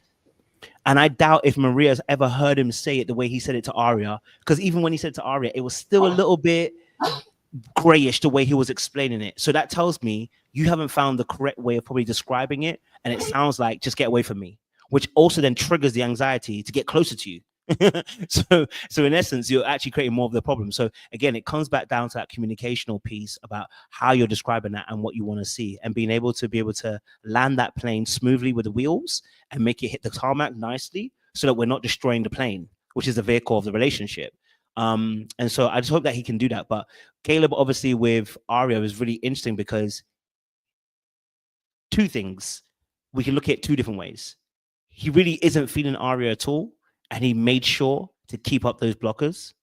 Or he also, too, when he gets to that emotional space, doesn't want to admit that he's in that emotional space and is putting up blockers for that too. Because he did at one point describe it in his cutscene or the confessions that it was more than an emotional connection. They had something deeper, but he didn't describe it as anything romantic. He just said we have a deeper connection. Well, is it a connection or is it not? Are y'all friends or you're not friends? Because you basically told Arya it ain't that. So is it a connection that's deeper than that? And then obviously Scotty kind of called him out as well for saying that no one else is. Now this is Scotty's kind of moving man. He said, "Listen, no one can resist Arya." I said, "Scotty, Scotty, calm down, okay? All right, Arya's beautiful, she's fine, but bro, there are people that are just not interested in your girl. Okay, that told me that you probably a little bit jealous too, because you see everybody as an issue. So maybe that's something you need to work on." But yeah, I think there could be two things that can go on for Caleb there. Is it that he doesn't actually see a connection with Arya at all, and he genuinely just held his position, or is it that he doesn't escalate his feelings? He does feel it, but doesn't escalate it. But he's there some abouts, which also could be toxic too if you're with someone who's anxious because you never really express how you truly feel. So that's something I wanted to express about Caleb too. So y'all know my dark arts flag was going up for Caleb, baby. My dark arts flag was going up. I'm sure it did. It went up for that very reason. Here looking like a young Justin Timberlake. Baby, I know where I spot. Well, you know what I'm saying? I see me. I can see me sometimes, you know what I'm saying? Sometimes I could be this. And sometimes the sad part is I could be both of these people because I do have abandonment issues and I had to work through that. So I see Mariah's side too, and we'll get into that. But Caleb, I was like, you're very quiet. You say little or whatnot, but you're tentative. That's a sign of a very good player, one. All right. You don't say enough to give yourself away on anything, but you do enough to draw people in. Because, like, why are you being so attentive to this woman? Why are you showing her all these things or whatever and stuff? Like, okay, a good friend will show you what type of man you need, but why the one that you're interested in at this particular time? It needs to be that one. I don't need to be that one. I can affirm you that you're a good woman. He don't know what he's talking about and all this stuff, but he doesn't talk Scotty to her like that. So it's like, don't keep trying to talk about y'all friends and stuff because you're actually open to this. The thing is that you know the woman that you have. And granted, you do really love her and want to be with her at the same time. You're in close proximity with this woman. It's different when we take the trips and the woman is in a whole nother state and all this stuff like that. And I just don't have to pick up the phone and I could say it was work related, all this stuff like that. But when this lady is in the face of my woman and potentially in the face of my woman, and I don't know if she can tell, yeah, let me just play back. Let me play down my feelings and stuff like that. But I'm gonna still draw her in. It's the game. It's the game of it. That's at the end of the day. And I'm like, what's it? Damn it, what is his name? Why he refuses to stay? This is why I know Caleb. He's our parts. Caleb. This is why Caleb is, doing this, because to me, my question always was, why she need this time to grow to this person that she say she needs to grow in without you? Like, why can't y'all be married and you give her the experiences? Some experiences might be y'all first experience, and guess what? Y'all experiencing them together. Or you're giving her first experience in life on certain things and all that stuff. Why can't it be together if y'all you're such a great person? You can get married to her and she could still experience life. You could still let her grow. You could still let her be, because guess what? In a marriage, you should be doing that anyway. You should still be allowing your partner to grow and develop in the individual that they are, as well as be something that is attached to you as you grow as an individual. So for me, it's just like, what's the holdup with you? And it's giving, now that y'all brought up those things, that he was on the travels and she's feeling some type of way while she was traveling. She was feeling some type of way because her instincts is telling her, you doing something. And you bring low energy. So when she doesn't get secure in the energy that you bring to her, when you say, babe, I'm not doing anything, that even kill energy sometimes work against some people, because it's like, I can't read you either way. And so I really don't know if you're lying to me or you're not lying to me. And I'm just being paranoid. My instincts is off or something like that. It'd be too much going on. And I wouldn't doubt at one type, she might've found something out.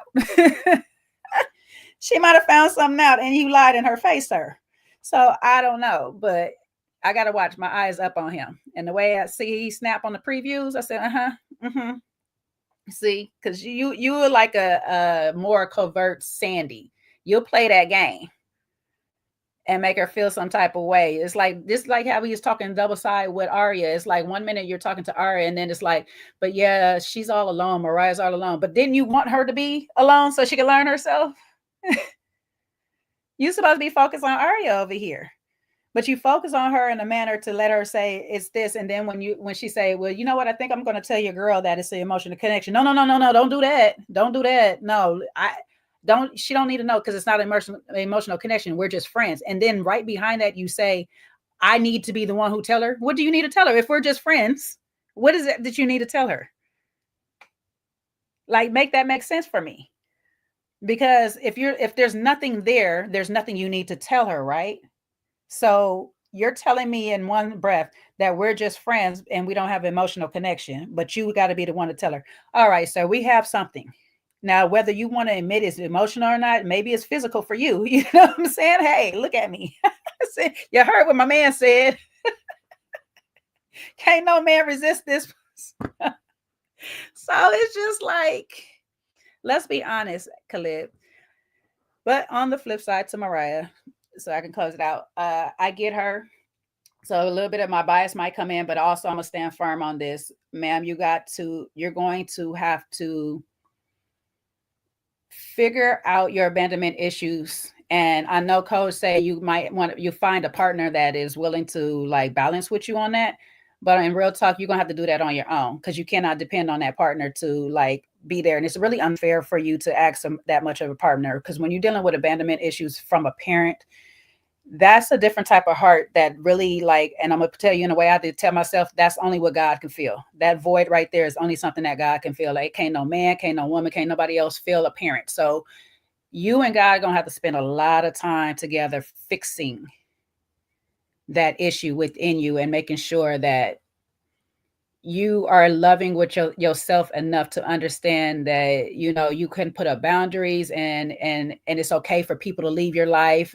You know, people are not always going to be there. People are temporary and stuff. And so once she gets to that space, I think that's where Khalid wants it. Khalid, what is that man's name? Whatever. Caleb. Thank you. Won't it stay? Isn't that name in the Bible? Jesus. To stay, Caleb. That's what Caleb wants for her, is just to be in a space that much of a healed space, is that I might be here today and gone tomorrow. And it's okay. Because guess what? Mariah loves Mariah so much that she's okay when people leave her. It doesn't feel like abandoning her. It just feels like their time is up in my life, but it was a great time while we had it together. Appreciate you. So I want to see that from Mariah. I want to see her grow into that space, but I just know she's not there. And sometimes not having a partner, being alone, is the best thing for that abandonment issue. Because then you start to feel like I'm not alone I'm not lonely while I'm alone. And it's going to take some time. It may take some time. Trust, it took me a while, and it got even worse because I had a kid while I was doing this. So, you know, I didn't get the full experience, but it takes a while to just love on yourself enough to just say people are temporary. And that's why I say I'm kind of partial to those people leaving in the beginning, but for her, in her case, I think it was a good thing, because she needs this time alone to just really just focus on Mariah and nobody else. I'm sorry I ranted for a long time, but you're good. Don't forget she had to babysit Nick, you know, get him together. Ooh, Chad, and she was never going to have time for herself. Trying to keep him from burning down paint and sliding down walls. It's like, listen, Mariah, he done painted the walls. We know we're not going to get our deposit back. We're going to need you to get him out of this apartment for a little while. And that man said, that's when they should have moved Sandy and JR to another place while he was out. Well, that man said, I seen JR's face, and so it helped me. I said, oh no, help me throw these darts. What is wrong with you? Right. Yeah. But yeah, there's something about Caleb that I'm like, oh, you know, Mariah seems very level, you know, but as I say, it's probably a case of they're not meeting each other in the middle. It's like him needing some distance is triggering her, and him being distant, you know, is her constantly wanting to be up under him, wanting to know where he is triggering him. So it's like they could totally work it out, but yeah, seeing the previews of him snapping at Mariah is like, ooh, now I'm gonna look at you sideways, Mariah. Why are you with this gentleman? She with him because it's hard to understand when you don't have the abandonment issue in this degree though. But it's you with this person because they're giving you something. They're giving you something like Caleb. Caleb, you know, I'm gonna get a name wrong purposely. I don't know if it's on purpose at this point. Like Caleb is giving her just enough because he brings some sense of security. For her, it's not the relationship emotional security, but there's other senses of security. Like he does those little things. If he's doing all the things that he's doing for Arya, there's nice things that he does. So it's like, I'll take this little bit, but I hope you don't take off anytime soon while giving me this. So right. And then there's a lot of insecurity that is developed. You develop as a child because it's like, damn, my own parent don't want me. You know, so you feel that for a long time, and then that carries over to the relationship to relationship to relationship. Is like, I'm not good enough for nobody. So that's why I say it's going to take her to spend a lot of time with herself to realize, yes, I'm good enough for everything that I put out there or whatever stuff. Some people are probably not even good enough for me. Like, it's going to take her spending this time to herself. She can't. What we tend to do is jump into a relationship and attach to the relationship because we are kind of codependent in that nature. Is like, I need you to feel validated. Yeah. I need you to feel seen. So if I have you, then I feel seen, I feel validated, I feel whole. So she has to be alone. She's going to have to deal with being by herself for some time, just loving on herself. And to be honest, she's going to find the most peace that way too. Definitely. She basically needs not only the alone, but the alone and not contacting him like she has been. Mm-hmm. You know, she has not contacted him. Yeah, so it kind of will make her uncomfortable, but comfortable with giving him some space. Mm-hmm. Now, we're going to see what's going to happen when we reunite, because reunited don't feel so good for these couples. I mean, it don't. So I would say that, you know, maybe I would take a different approach. So I used to say that she would need to be alone. I think that they both can make it work, but they both need to put the work in, right? Because we are seeing people mirror each other, right? The very thing that Caleb is feeling stressed about Mariah, is the very thing he's stressed about Mariah. You know, I'm gonna destroy. You get like me now. You know, I'm gonna destroy your name. The names ain't safe. That's my twin.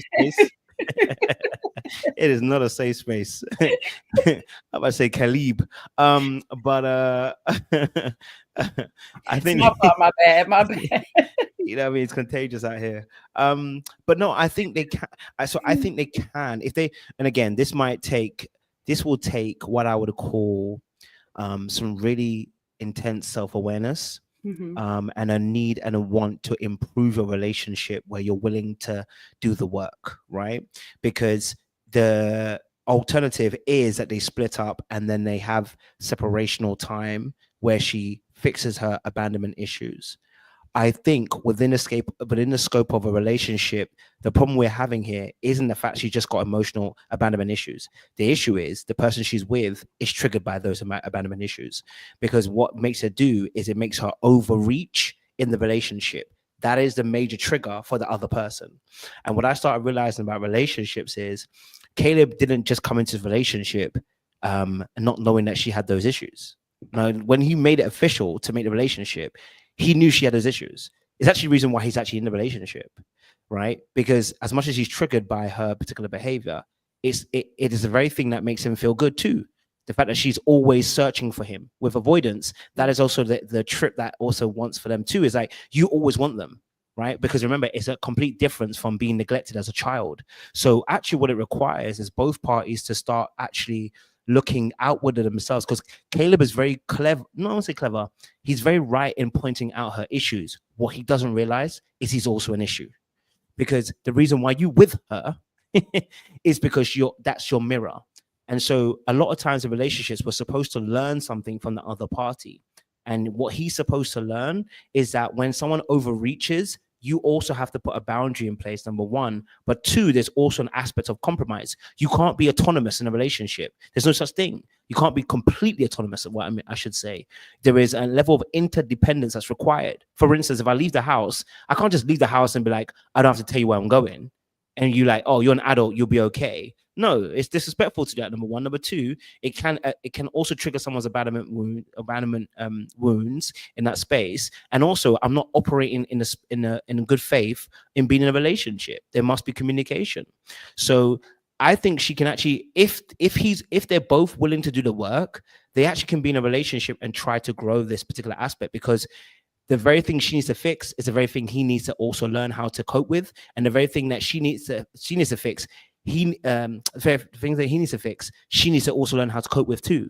And so in that space, if she learns how to self-soothe, he needs to also be able to learn how to co-regulate. Because one thing about avoidance is that they don't know how to co-regulate very well. They don't partner very well when it comes to emotions. It's like, I handle me, and you should be able to handle you.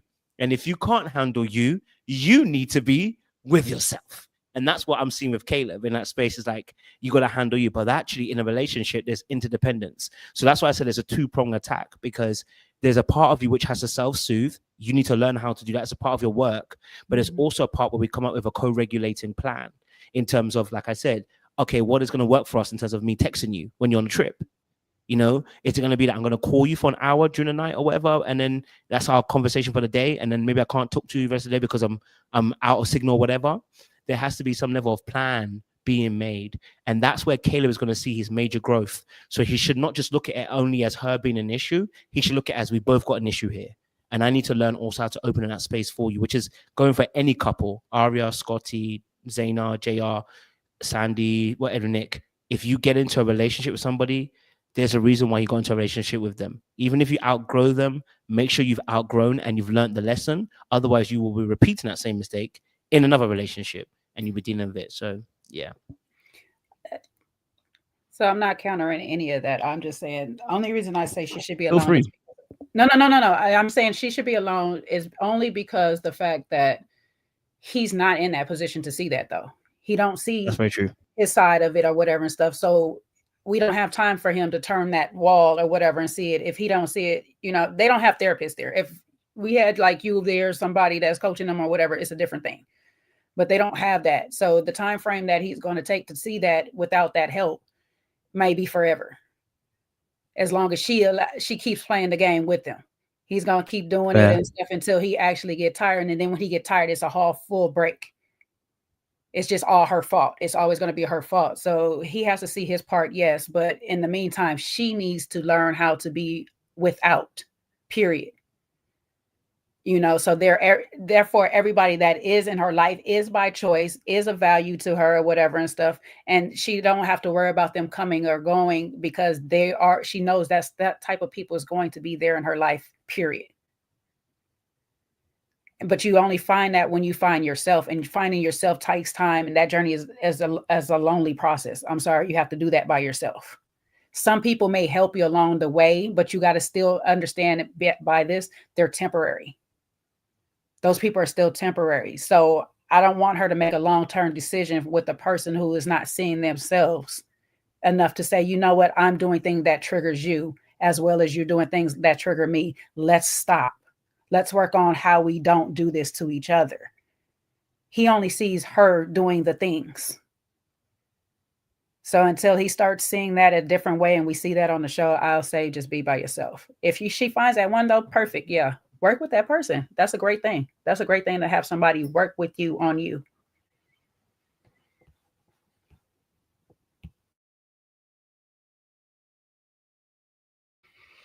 Yeah. Any other thoughts on